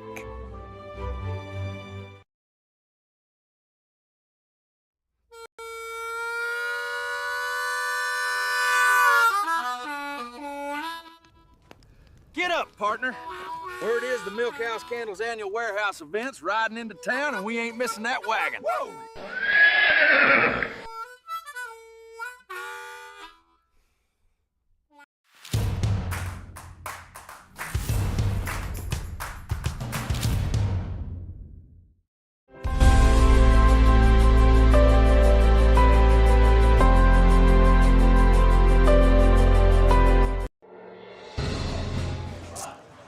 All right, we just got done listening to the Nashua-Plainfield Marching Band. I wanted to get into it a little bit earlier. They sound pretty good. What a great, I'll say, source of pride for the folks here at Nashua-Plainfield. Hey, I'm digging out a slide here, but the slide I'm digging out that I'm going to put up on the screen, Joe, you have firsthand knowledge of what's going on, right? But our Saints baseball team won for the first time ever a state baseball championship. And honestly, that's a really, really hard thing to do. Over 130 1A teams in the state of Iowa. Seems like that number is growing more and more as more private schools pop up. It's a difficult task to win a single state champ. There's only one 1A champ every single year. This year, it's the St. Ansgar Saints. What a special moment. What a great memory. What a great week. What a great season for that baseball team. And Coach, I'll say the coaching staff, but Coach Sweesaw for sure I've been in contact with. You're a member of that staff. You're working to do something really special. What's going on right now? You bet. So we are raising some funds to purchase state championship rings for all the managers and all the players on the team. So we've got a cool idea. What we think is a cool idea. We have the number 25 jerseys, 2 of them. We have a gray one and a red one that is signed by the entire team. And we have a baseball, the official baseball handed out when you win a state championship. You get a baseball from the state. We have one of those as well, signed by the team. And we are going to hold an auction. And you can find that auction, givebutter.com/Saints jersey. Do they see that on the screen right now, Eric? They do, yep. Or scan the QR code. Scan that code. That way. So let's talk a little bit about the mechanics, Eric, of if you want to get your hands on one of these signed jerseys, it's going to be framed, right? These jerseys are framed. The baseball is in a little container. They have all the kids' signatures on them, the number 25 jerseys. There's the red one that you see right there on the screen. Shrink this down a little bit. I don't love... So Saints TV is going to sell these things via our Give Butter link that you'll see underneath the QR code there here in a minute. You'll have plenty of opportunities. We're going to keep this thing open for a bit here so that you can bid on these. We're going to sell them. There are a couple of ways you can participate in this fundraiser. You can bid right? Which you'll find at that QR code where you'll have to log in. You know you're bidding if you have to log in, right? You log in, you bid. The highest bidder is going to win a jersey, right? And that's how we're going to do that. You can also just donate. If you want to donate to the cause to help support buying these championship rings for these kids, there's a donate button at that same link, and you feel so compelled to give $25, you can do that at that link. That will all go towards this cause to buy these state championship rings. There's the gray jersey. There it is. There's the gray jersey. So talk a little bit about, explain the mechanics that they want to bid on. Is there separate auctions where you're taking the 3 highest bidders? How are we doing this? Yeah, I'll say this. We've kind of a little bit been in development of this. I'm actually grabbing the picture of the baseball as well, so you can see that. Let's see if I can grab that baseball. But yeah, so the goal originally was like, hey, let's have an auction. And we're going to auction off. Top bidder in the auction is going to get their choice of a red jersey or the gray jersey or this baseball that you see here. And then we kind of rethought about, there's some people who said, you know what, I just want to donate. Can I just donate to that? Give? And so if you go to that link, right, or the QR code that you see in front of you, givebutter.com/saintsjersey, it'll take you to the site. There's kind of 2 buttons at the very top of the site, whether you look from your phone or you look on your computer. And the first one is like just to donate. Just, hey, go here and donate. It's pretty simple on that. Thank you, sir. The auction is the other one on the right-hand side that says, hey, I want, and there's the 3 items are set up separately there, right? So here's what we kind of decided. We're still in the process of figuring this out. But kind of, I'll say the direction we're heading, the thing that we're planning to do is like, whoever gives to this cause the most, whether you win it in auction or otherwise, we believe gets first choice. So let's say you go in and you say, look, I want to buy that red jersey. The goal here, let's be real honest. We don't want to take less than $1,000 for the 3 of these. The team really needs that or more. Right.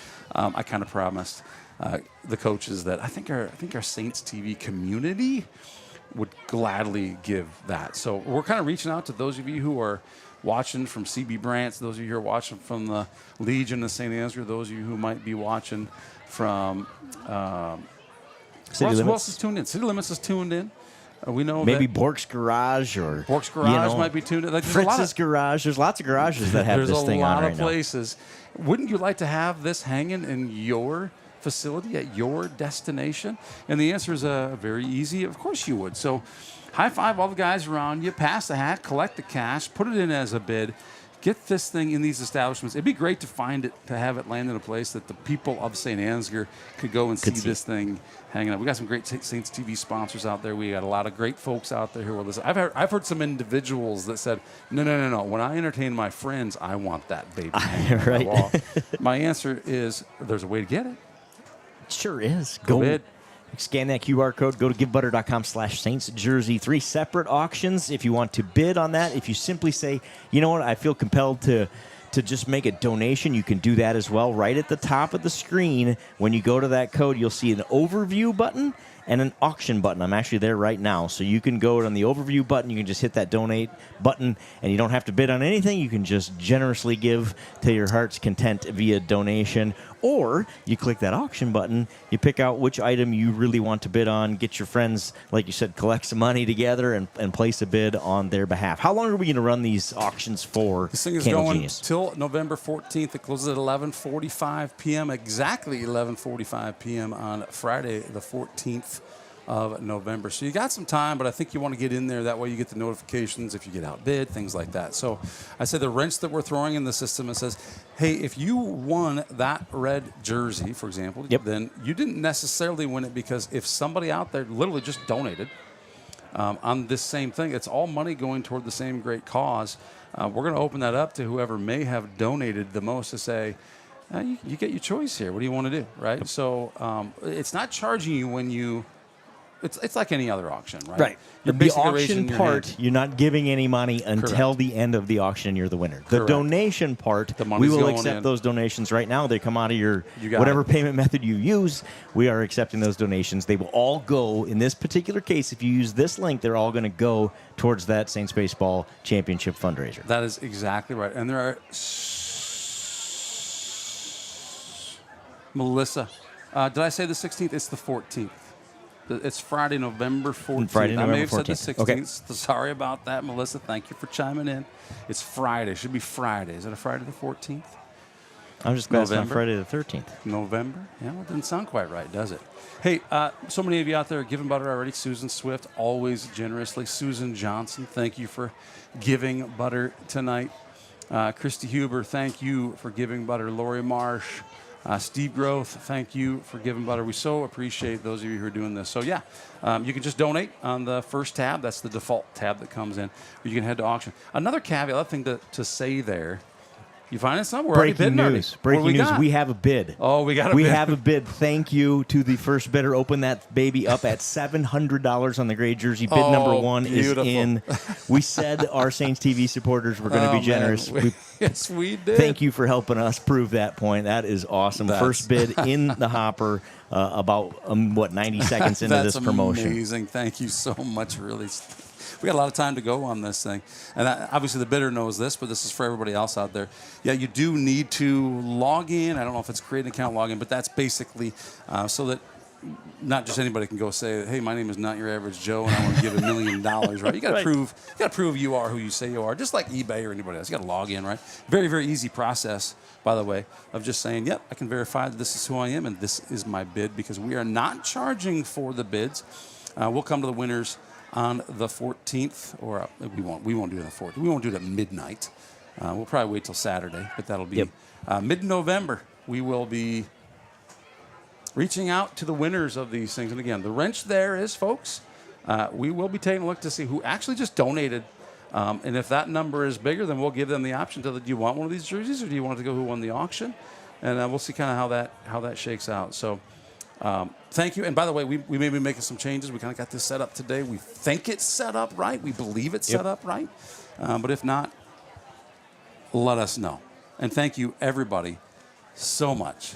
Yeah, what a cool opportunity to kind of, like you said, prove what this community is all about and help support our kids and give them a little something to remember last summer for the rest of their lives. That's facts, sir. Let's make sure that I think I may have lost our normal screen here in all of this. So you just watch the football through the Give Butter. So again, we'll be promoting that a bunch here on Saints TV. We'll put it out on the Facebook page and all of those other pages. So if you didn't get a chance to follow that, links, givebutter.com/Saints jersey, or we'll have that QR code all over the place for the next 49 days or so. You got it. We're a couple minutes from go time here. Second half coming up. Let's take a quick commercial break. We'll be back right after this.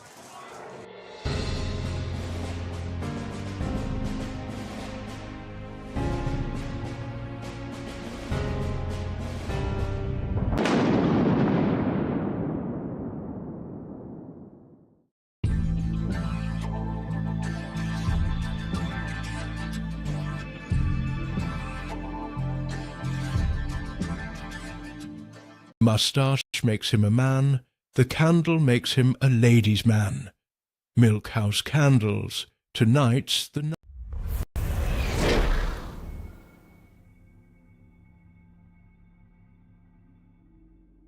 Life's full of bumps, but thanks to LR Falk, at least the road isn't one of them.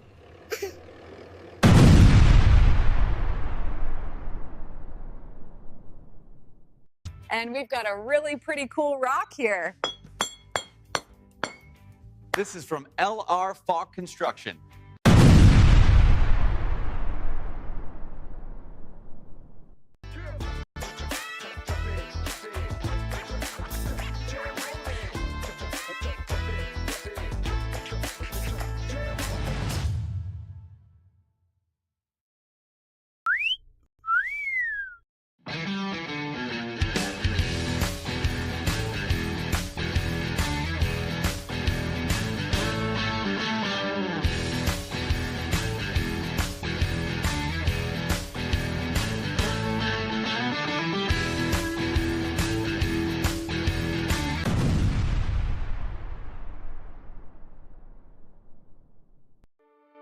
This broadcast is made possible thanks to the generous contributions of the advertisers you see here, as well as the Foundation for the Enhancement of Mitchell County and the Saints Legacy Fund.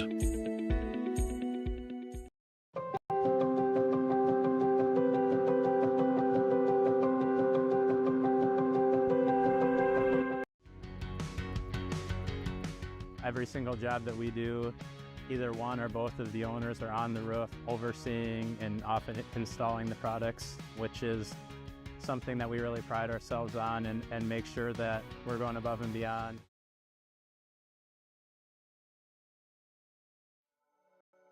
Thank you, Patterson Seed in St. Ansgar, for your generous contributions to Saints TV. For more information on how Patterson Seed can help you get higher yields, contact Mike Patterson at mike@pattersonseed.com.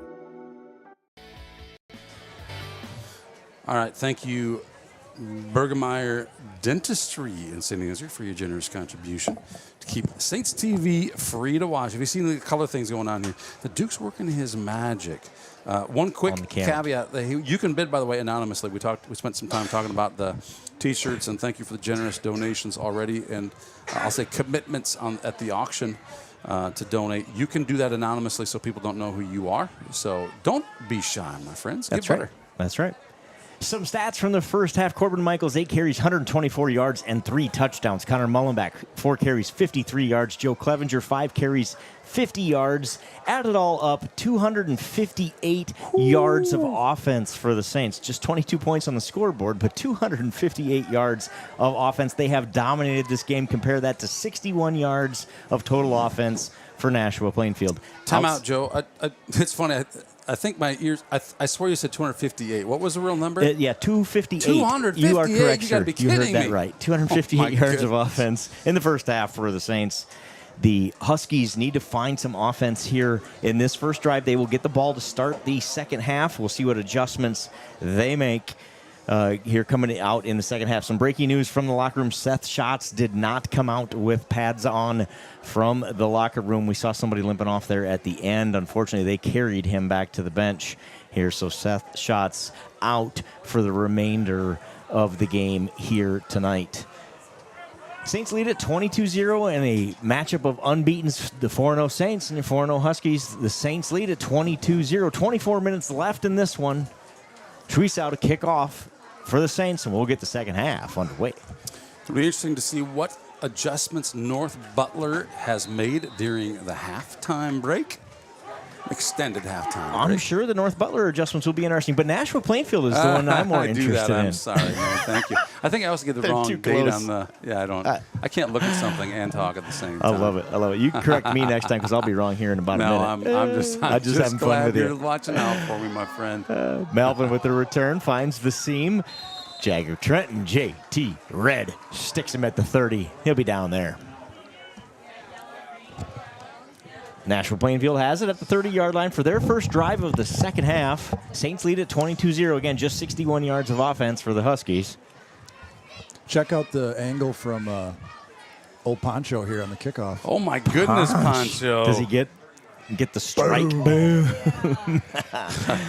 Good camera work. We got Poncho. We got Sideline Gritty down there running those cameras for us, bringing us that great footage. Blanchard puts Carpenter in motion, going to hand it off to Kalanoff. Kalanoff finds the seam, breaks the tackle. Eli Kalanoff across the 40, stiff arms Mullenbeck, and out of bounds he goes at the 45. Gain of 15 on 1st and 10 for Eli Kalanoff. Great work there with the stiff arms to gain some extra yards on that one. Hats off to Duke. Duke, appreciate the work you do. He's always running at halftime. He's getting cameras, white balance adjusted. It's tricky. You start the game with the sun in your face, and as the game progresses, it just gets darker and darker. The lights come out. Like there's just constant adjustments. And when Duke's not around, you can tell the strings when Duke's not around. That color doesn't look quite so rich and pure, but when he's here, things are looking good. It's not easy.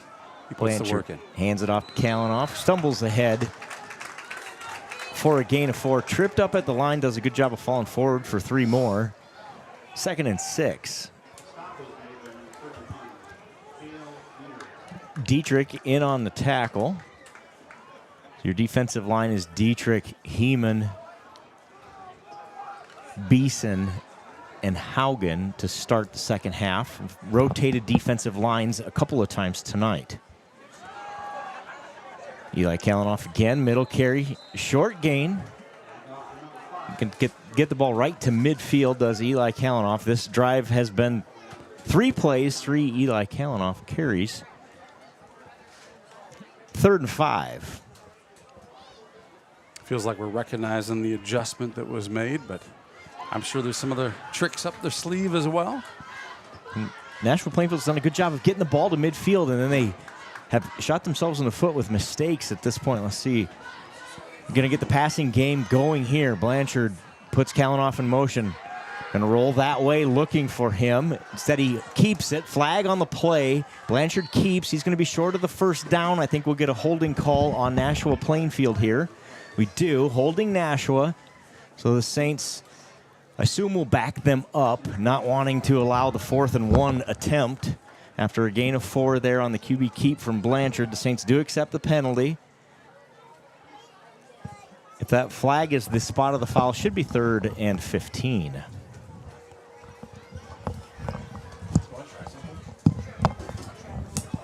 Both teams will tell you too many penalties in this one. That is now 45 yards of penalties for the Huskies. Saints have 30.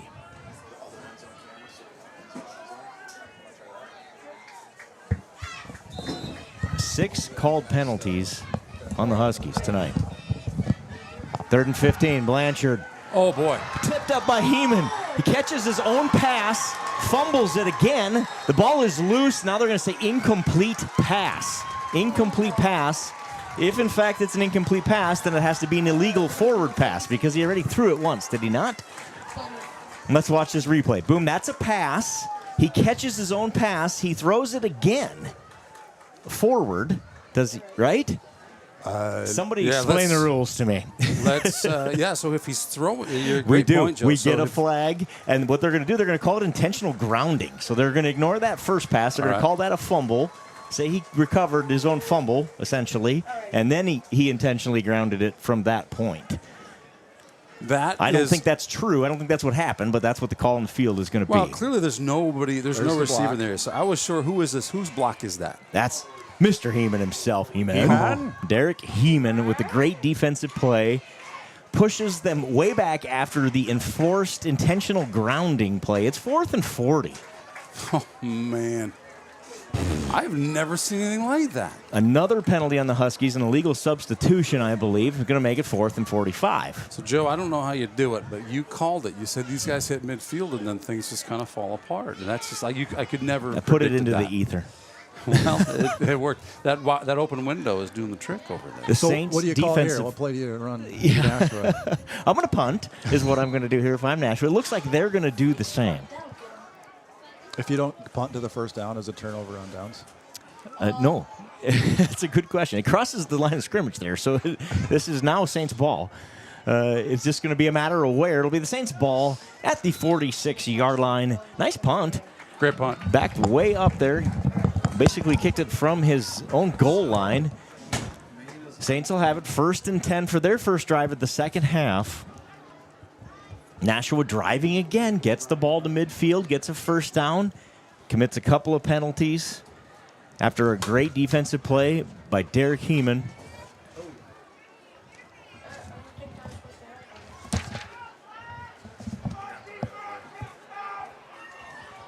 Saints have it for their first drive of the second half.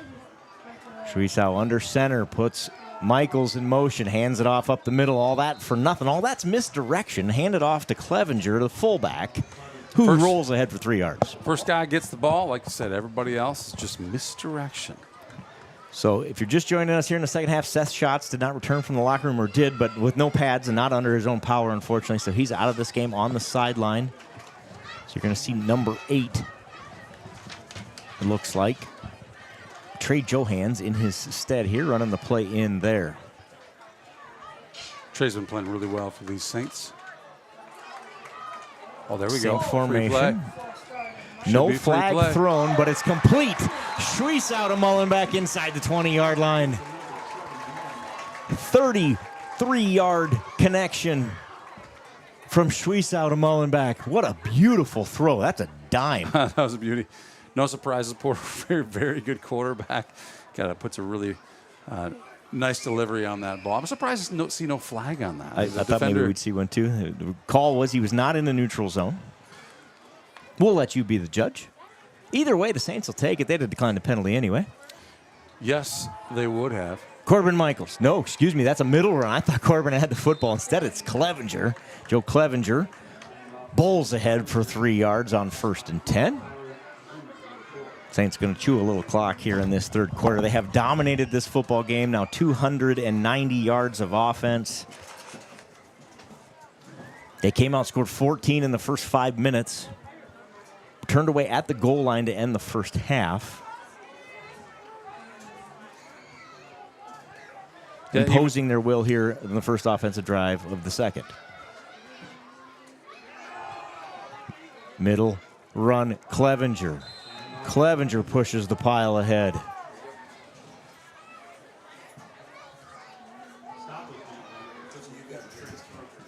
It'll be 3rd down. Clevenger gain of 1 there. 3rd and 7. Give him 2 yards. Call it 3rd and 6.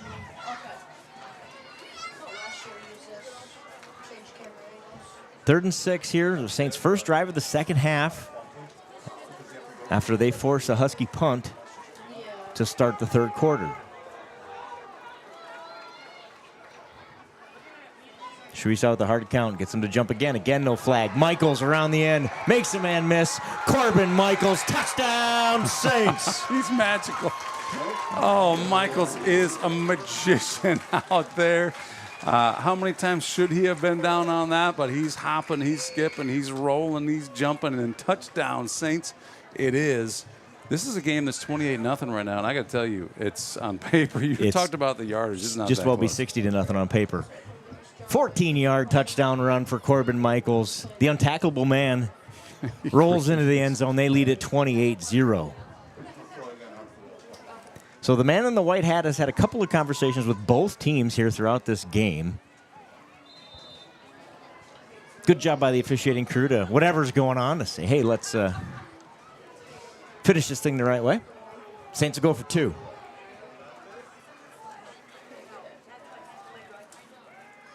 Inside run. In for the 2-point conversion. I believe that's Mullen back with it. No, it is Michaels. Michaels finishes it off. Was it Michaels? It was. I was still convinced it was Mullen back. I was too. He was blocking for him, but I believe that is number 2 on the conversion as well. So it's 30-0 Saints.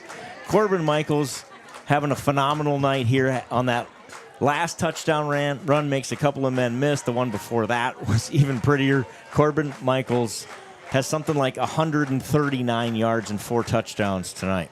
138 yards, 4 touchdowns officially from Joel Carlson, who's keeping stats out there for us out in wherever he is out in the world. The power of technology, keeping stats and bringing them right here to me in the booth. Appreciate you, Joel. Makes the broadcast better.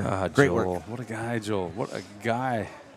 Corbin Michaels, 9 carries, 138 yards, 4 touchdowns. The Saints now have 302 yards of total offense. They lead at 30-0. 7:39 to go in the third quarter.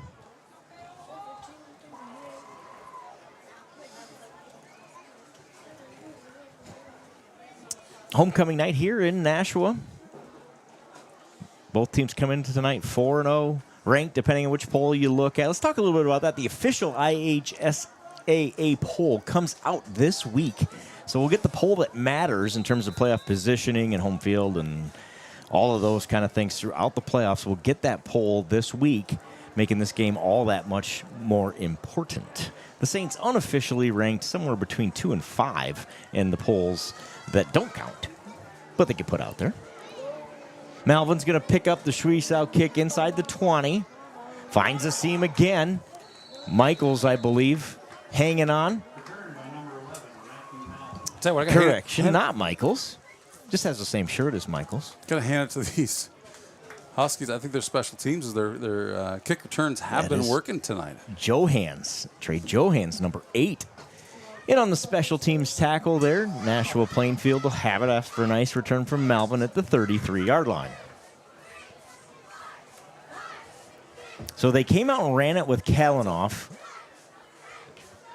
On that first drive, ran it to midfield, and then tried to throw it on 3rd down, and disaster struck for the Huskies. Let's see what happens this drive. Blanchard, handoff Kalanoff. Kalanoff with a short gain on 1st down. Gain of 2, 2nd and 8. Just a yard. They give him just a yard where they spot it, so it'll be 2nd and 9. Saints were ready for that adjustment. You talked about it there on that last drive. They clearly came out in the second half like, all right, Eli, we're going to hand you the football. Go make it 3rd and short for us. And I got to believe that comes with they're going to get used to seeing you get the ball, and then here's the play that happens after we establish that muscle memory of go after Kalanoff. That's probably where these passes come in. Play action. Nowhere to go for Blanchard, so he's going to pull it down and run. Speedy Blanchard. But the Saints defense in pursuit makes a nice tackle. Did you see who got that tackle, Joe? That was a great tackle. Let's watch it here on the replay. We can see Joe Clevenger in there and Matt Clevenger. That's the brotherly love tackle, we call that right there. The twin Clevs. The twin Clev. You know, Dad jumps in there and helps assist. We'll really have something. I think they frown on that, though, when coach is helping him tackle, so he probably will refrain. Well, he's on our sideline. Does he not have a right? How fun is that? You know, that's a small-town high school football. You experienced it with your boys on the baseball field. I've done the same. It's got to be fun for the Clevenger family to see Matt and Joe making a tackle right there, sharing a tackle for the senior and the sophomore. Cool to see. Blanchard, incomplete pass. No, he caught it. He caught that football. I didn't see it come squirting out, so I'm not surprised he caught it. I thought I saw it hop. It is a catch. It is short of the first down. It'll be 4th and 2. Down 30. You think the Huskies have to go here. Play clock to 20 seconds already. They're just getting the play in. The Huskies will have to hurry. 12 seconds on the play clock. 4th and 2. QB sneak coming. QB sneak executed. Around the end goes Blanchard. He's in the open field. One man to beat. Connor Mullenbeck chases him down inside the 20, though. That's a really well-designed play. Instead of just keeping it and going up the middle, he says, I'm not getting the first down if I go there, so I'm going to go left. Hats off to Blanchard there. That's a smart play from the senior quarterback. Great vision, great awareness, great legs. Yeah. And when you got one guy chasing you, if his name is holy guacamole Connor Mullenbeck, there's a chance he'll catch you. There's a chance he'll catch you. Yeah, but what a great play. He improvised there. He absolutely was supposed to just go forward and said, I'm not going to do that. Kalanoff tackled right as he gets the handoff. Saints are in the backfield there. That middle run. Derek Heeman says, I'll either take the football or we'll just hold you up right here. It's up to you. No gain on the play. 2nd and 10. Referee's quick on the whistle. They realize the situation. He wasn't going anywhere. Just let's keep this thing moving. So after a heads-up 4th and 2 run for Blanchard, the Huskies make their 2nd red zone visit here. Saints turn them away the first time. Middle run, Kalanoff. Tough guy, stays on his feet. That guy runs hard. Early whistle again. He breaks free, but the Saints hear the whistle and let him go. That's Clevenger and Michaels in on the tackle. Short gain. 3rd and long coming up. Going back to that catch, I don't know if it looks pretty suspicious. Well, that's why I called it incomplete. There's no way he can catch that, and he did not. Right there, it's on the ground, yeah. Yeah. Oh, okay, that's the one you're talking about. Yeah. All right. The play right before that big run there. So 3rd and 10. Easier to make the call when you got slow-mo replay. Oh, for sure. Way easier. Blanchard going to roll out, use his feet. Joe Clevenger. Oh, boy. This is the bad throw and the interception by the Saints. Is that a big fella interception? Big 7-0. That's an Aiden Beeson big fella. Oh, baby. Interception. What a catch. What great starts with great defense, right? Yeah. You're charging Joe the quarterback. Clevenger. What's he going to do? In that case, Blanchard needs to just take the sack there, tries to make the play. Can't blame the young man. Oh, look how happy they are for him. Aiden Beeson comes up with the interception. You love it when you get a defensive line interception. The only thing better is if you can rumble, bumble, and stumble back for like an 80-yard touchdown. But we'll take the interception. The Saints have their 8th interception of the season. Teresa, handoff. Mullenbeck into the defensive backfield, across the 35-yard line. Gets hit 4 yards out of bounds. First down, Saints. A lot of white jerseys out there. Watch Connor, he gets that edge, and man, he is hard to tackle. 3-4 steps out of bounds, gets blown up, no flag. Frustration going on out there.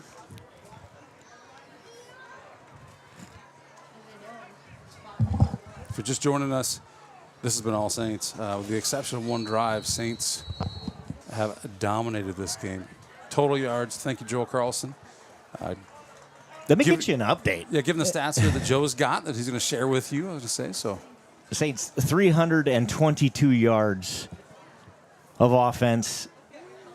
Nashua-Plainfield 131 with 48 of those on one Blanchard QB sneak. Got a couple thumbs down tonight. We rely on getting at least one, right? We totally appreciate it. There's always a chance to do better. So thank you all out there who are listening, giving us some thumbs down for the reminder. Got a lot of thumbs up, too. So there's some folks here who like what we're delivering. So thanks to everybody who's watching tonight. We appreciate that. Active week this last week in Saints TV. We had cross country yesterday, had some JJV football yesterday, volleyball going on all at the same time. Those volleyball girls looked good yesterday in Janesville. Beat some ranked teams. Yeah, it's going to be been a fun fall. Continues to be a fun fall. Happy to bring it to you as much as we can here on Saints TV. What a cool thing. You won't find more high school programming at all levels. High school, junior high, all of it here on Saints TV. Nobody else does it. We love it. Takes a village. Appreciate everybody who makes it happen. Clevenger, carry. Short gain. Clevenger does exactly what Clevenger does there. Gain of 3. Bulls ahead. You know, last Friday you made the statement, Joe, that, hey, we're still missing somebody to cover those JJV football games. It seems like that's the one thing that we're missing from 7th grade up. And a man they called Dragon showed up and said, hey, I'm going to be at those games. How about I do that? So we got our first JJV football game streamed of the year yesterday. Tested out some new equipment. It looked awesome on the stream. Yeah, I think that'll be fun. Handoff, Joe Clevenger. Give Clevenger 5 on that one. Makes it 3rd and short. 3rd and 1. Coming up. Joe Clevenger just punishing guys. 9 yards on 2 carries there to start. It's 3rd and 1.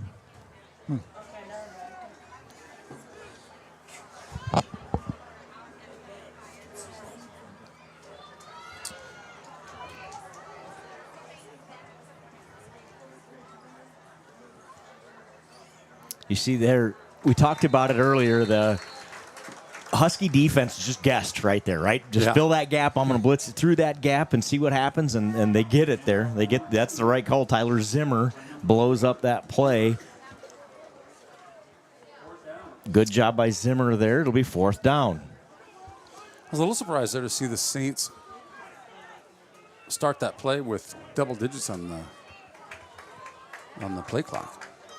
Yeah, Saints aren't in time burning mode yet, are they? I think they just want to let's go play some ball. We're not worried about that. A hard count coming. I think the Saints will call a timeout here if they don't get the offsides call. They do just that. Timeout, Saints.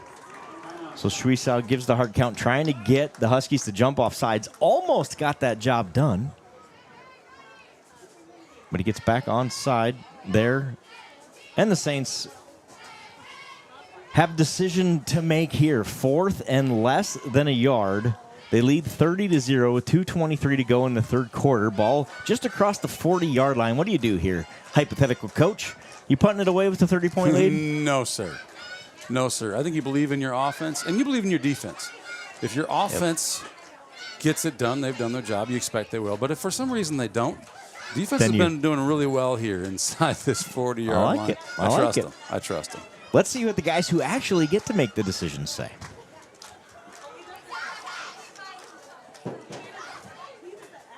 Do you see number 7 at the back of formation? You do, so they're going to either split him out or he's going to go back to punt. That's the guy you're watching. They're going to split him out, so Saints are going to go here on 4th down. 4th and less than a yard. Schwiesau.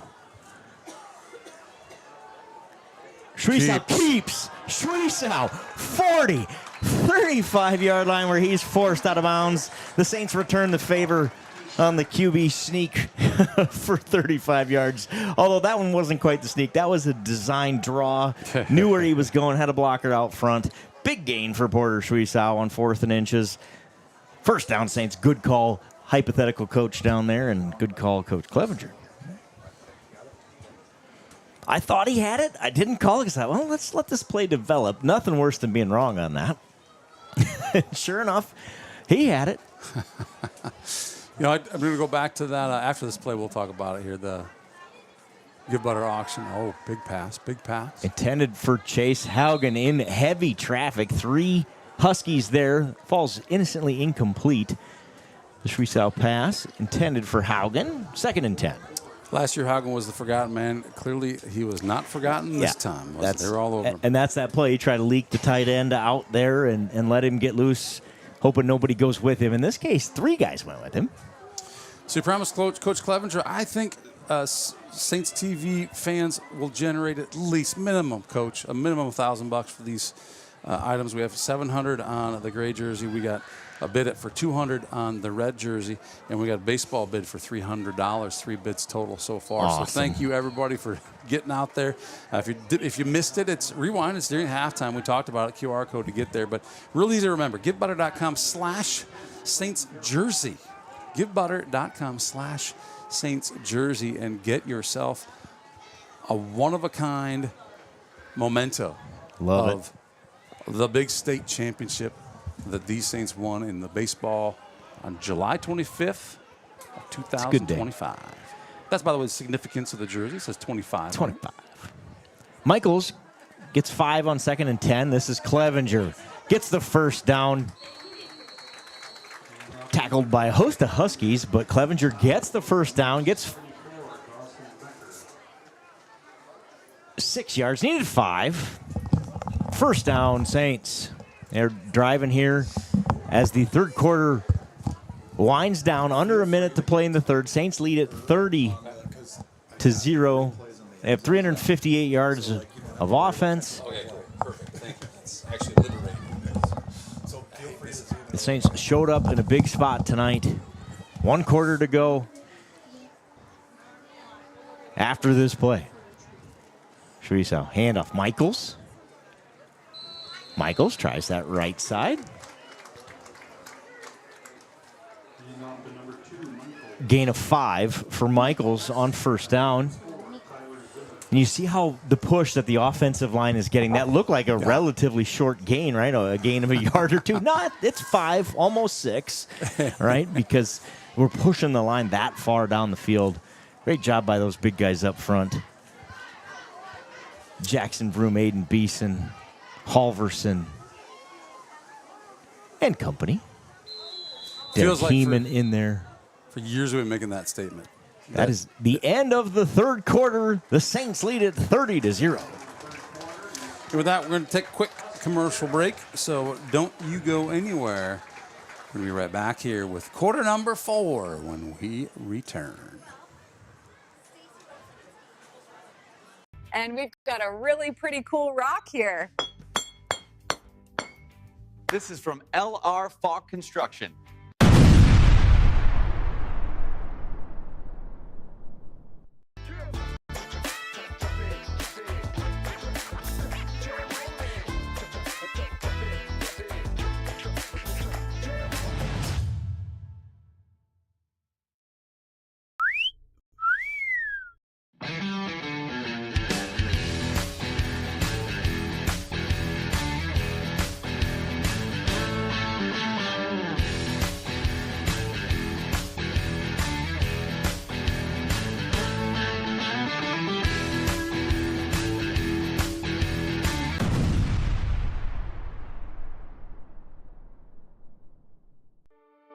This broadcast is made possible thanks to the generous contributions of the advertisers you see here, as well as the Foundation for the Enhancement of Mitchell County and the Saints Legacy Fund.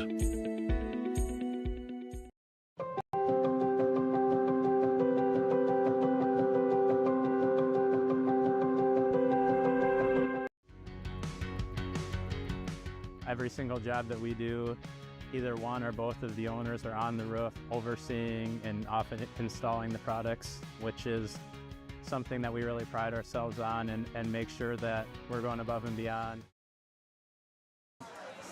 2nd and 5, Michaels. He's hit early. He stood up. Zeke Kalanoff. Blanchard in on the tackle. Michaels, gain of 1, 3rd and 4. 4-down territory here for your Saints, leading 30-0 at the start of the 4th quarter. Corbin Michaels, if you're just joining us, 11 carries, 148 yards, and 4 touchdowns for the senior tailback. It's been a physical game on both sides of the football. Starting to see it here in the 4th quarter, everybody getting up a little slower. Middle run. Joe Clevenger steams ahead inside the 10-yard line for a 1st down. He does make it look easy, Joe. Joe Clevenger with a gain of 10.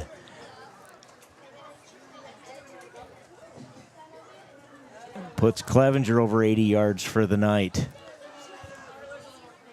How many carries is that?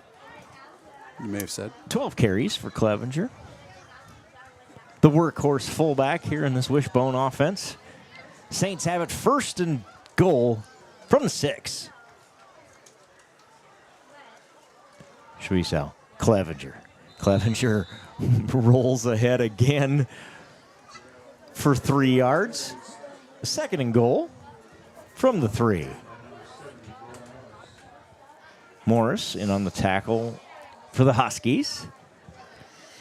Saints proved to be up to the test tonight. They lead it 30-0, 2nd and goal here.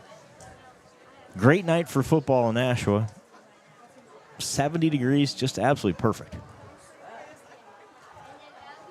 Handoff to Clevenger again. He's short of the end zone. It'll be 3rd and goal. See where they spot that one. Somewhere around the 1-yard line. Poncho's got to tell that ref to get out of the way. He's blocking right, the shot. right. What's he doing there? Sir, are you allowed to stand there? We're trying to do a stream here. Come on. Yeah. Riley Steele, thanks for chiming in. We always appreciate your chiming in during these broadcasts. I think the quarter's updated now. There it is. Looks like it. Out of the wishbone. 3rd and goal. Clevenger stood up.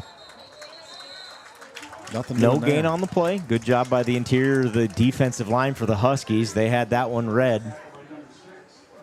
Zeke Kalanoff. First man in there from that defensive end spot. Just a sophomore. Eli Kalanoff's brother, my understanding.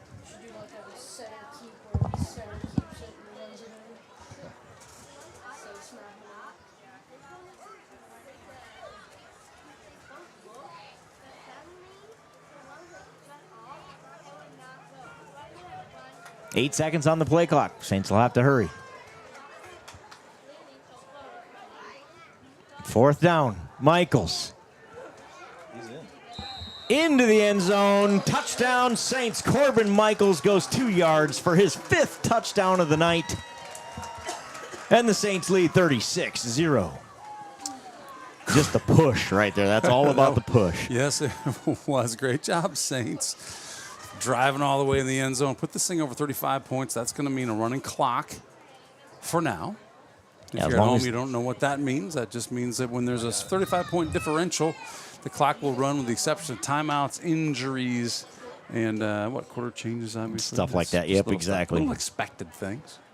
Other than that, the clock will run as long as the differential remains greater than, or 35 or greater. 2-point conversion attempt coming for the Saints. Schwiesau.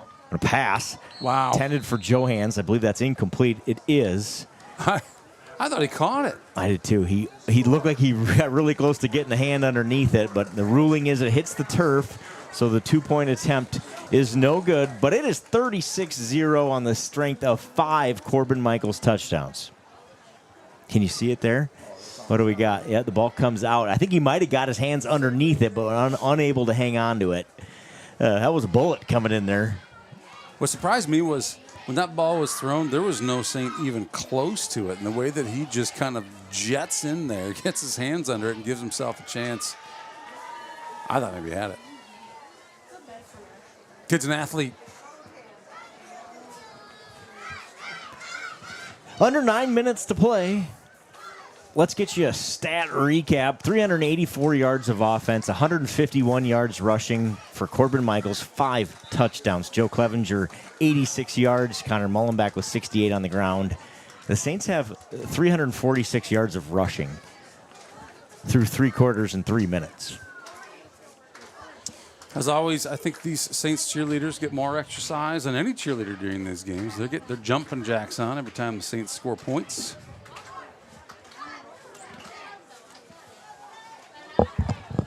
Here's the patented poncho kickoff cam. Poncho kickoff cam, I like it. Sophomore Porter Schwiesau do the kicking off for the Saints. Here we go. Oh. Carpenter Malvin back to return. This is Malvin at the top of your screen. Waits for a block, gets one, brings him across the 25 out to the 30. Where Malvin's brought down by Clevenger. The Huskies have it trailing 36-0, under 8.5 to play. Running clock here for the rest of the fourth quarter, as long as the differential stays above 35. The ball's placed at the 31 officially. It'll be 1st and 10 for Blanchard and the Huskies. Eli Kalanoff not out there in this drive. He's out here on the sideline, the end of the sideline, so I don't think we'll see him the rest of the way. Williams breaks the tackle, finds the edge. Nice job by Johans, turns him back inside to Michaels, and Johans and Michaels combined for the tackle. Nashua looking to do something here about that running clock. Score here would put that clock back on track. Williams with the big gainer. Gets the ball across midfield, the 48-yard line.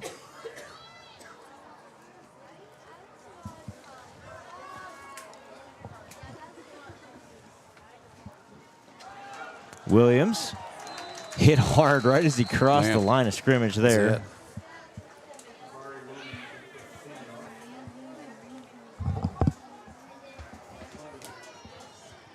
That was a hit.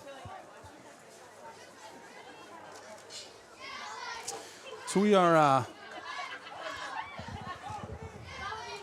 over halfway through the regular season. Both teams with 4 wins in the first half of the season. Looks like the Saints going to do what they can here to hold on to this one. 2nd and 10. It's crazy that we're past the halfway point of this regular season. Williams tackled, but not before he gains 8. JT Red in on the stop. We run blitz there, look like, and he just squirted to the side of it. Yeah, exactly. Avoided that first tackler. The problem with the run blitz is when you don't dial it up right and the run goes the other way, you're in trouble, usually. Identifying the ball carrier is the hard part of that. You got that helmet on, everything's rushing, you got all this excitement. Like, wait a minute, where's the football?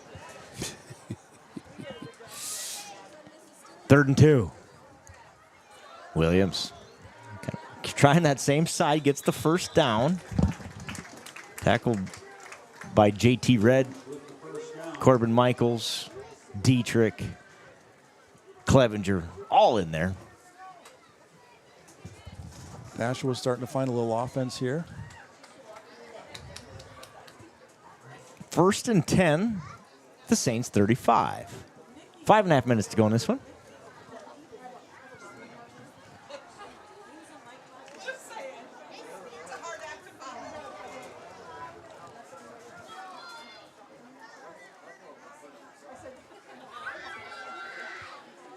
Pitch, Williams.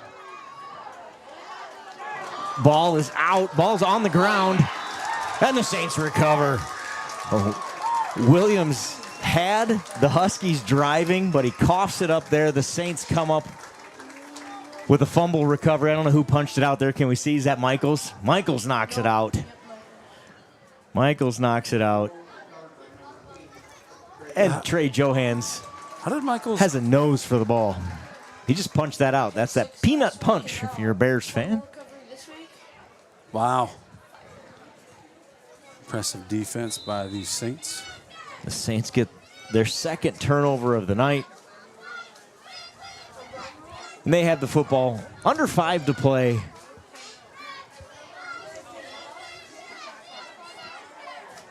Schweisau and the Saints offense back to work. And a pass. Finds Mullenbeck in the flat. Mullenbeck pushed out of bounds after a gain of 7. Joe, do you remember going to South Hamilton to broadcast football?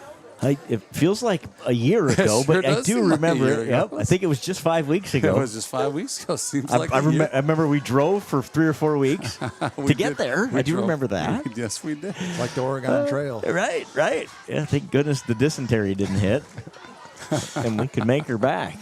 Yeah, it's been a season already. It seems so short, and when I point. look back at that last game, I was like, wait a minute. Well, Michael Bless is watching from Azerbaijan. I think that's over by South Hamilton. I think it is. Schweisau's pass to Zaid Shell is complete. Shell rolls ahead for a gain of 8 and a first down. Saints trying some new things here as the fourth quarter winds down. Zaid Shell has been a weapon at that receiver split end spot at the JV level, getting his chance here tonight at the varsity level.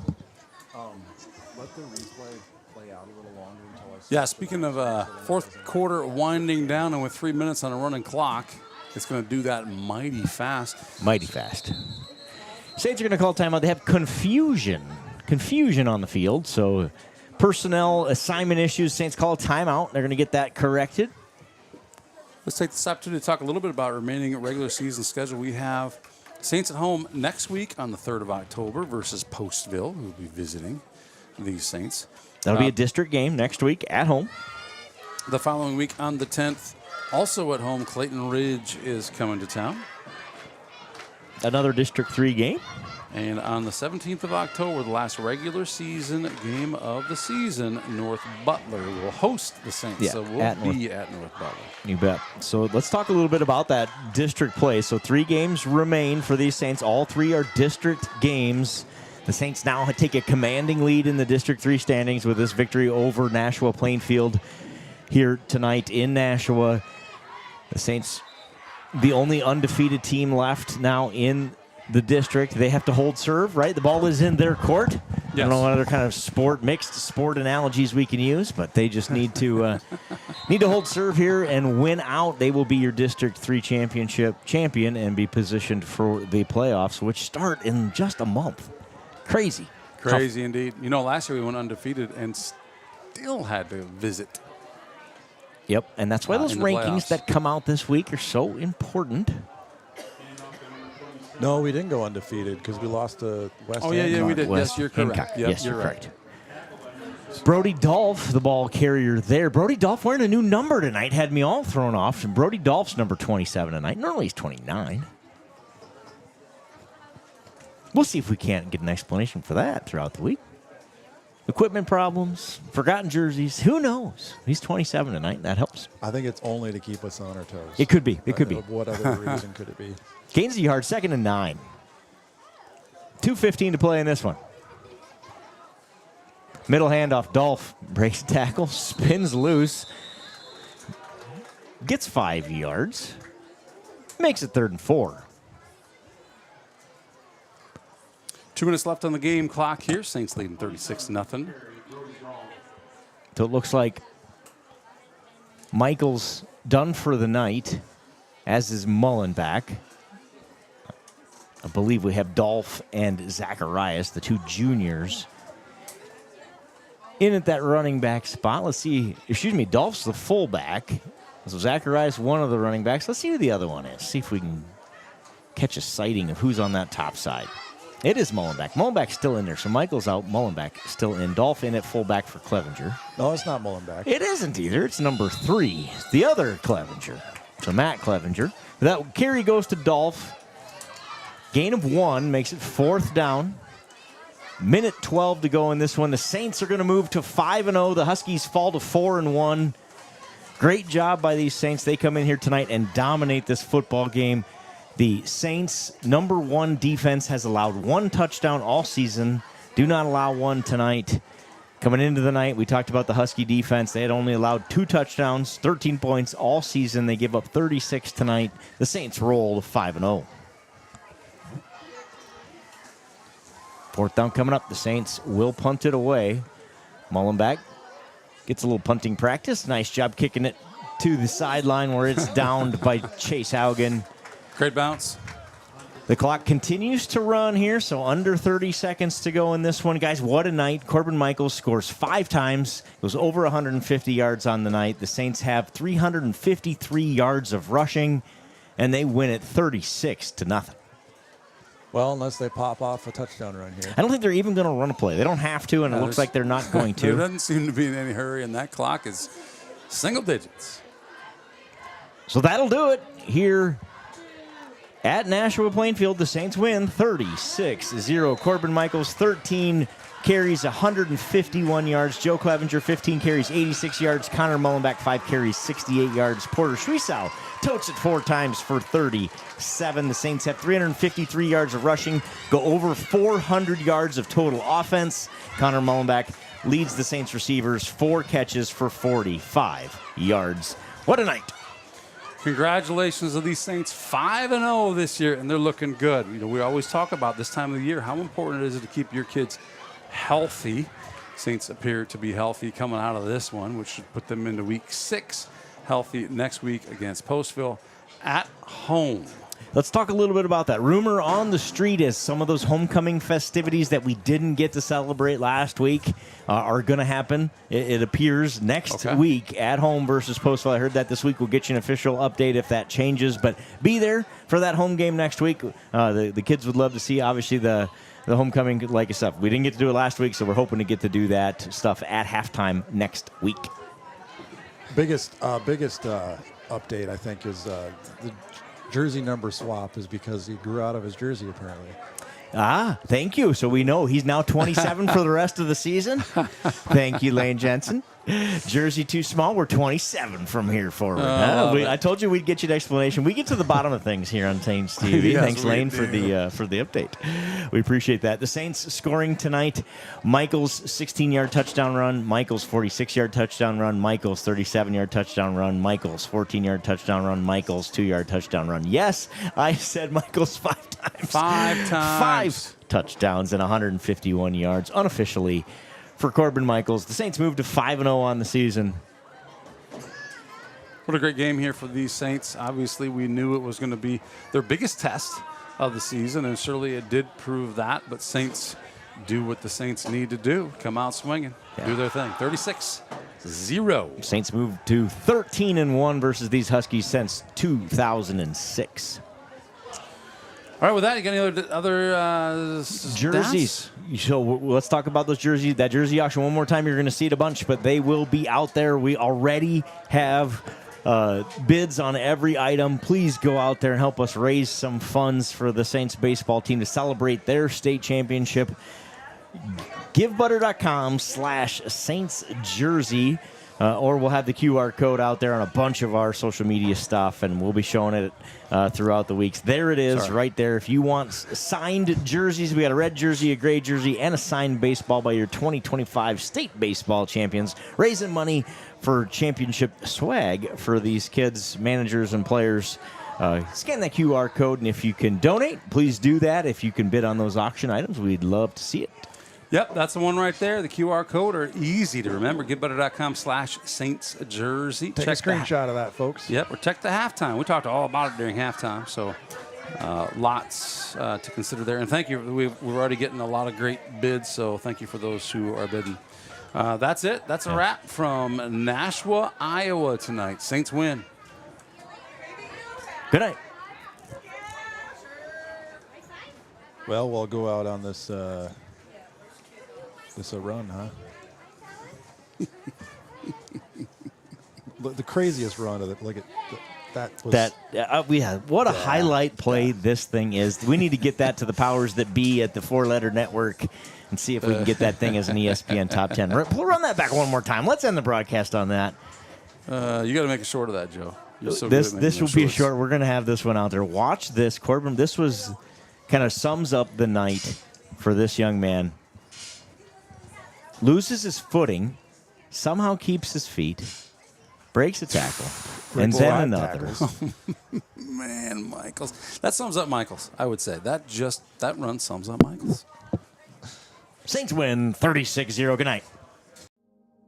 The Mitchell County Substance Abuse Coalition creates awareness of the impact of substance abuse and encourages change through collaborative prevention efforts. MCSAC meets on the fourth Tuesday of each month at 4 p.m. at the Mitchell County Courthouse in Osage. We are looking for new members to join the coalition to work together to build healthy communities within Mitchell County. Protect yourself and your loved ones this flu season by getting your flu vaccine with Mitchell County Public Health and Home Health. With flexible clinic hours, various locations, and convenient drive-through clinics, getting your flu shot has never been easier. Flu shots are quick, easy, and no appointment is needed. We accept most insurances, making it easier than ever to stay protected.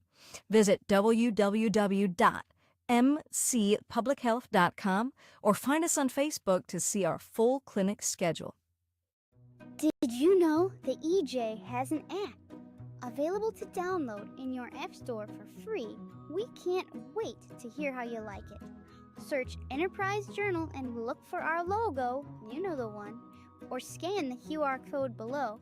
It's so easy, even a child could do it.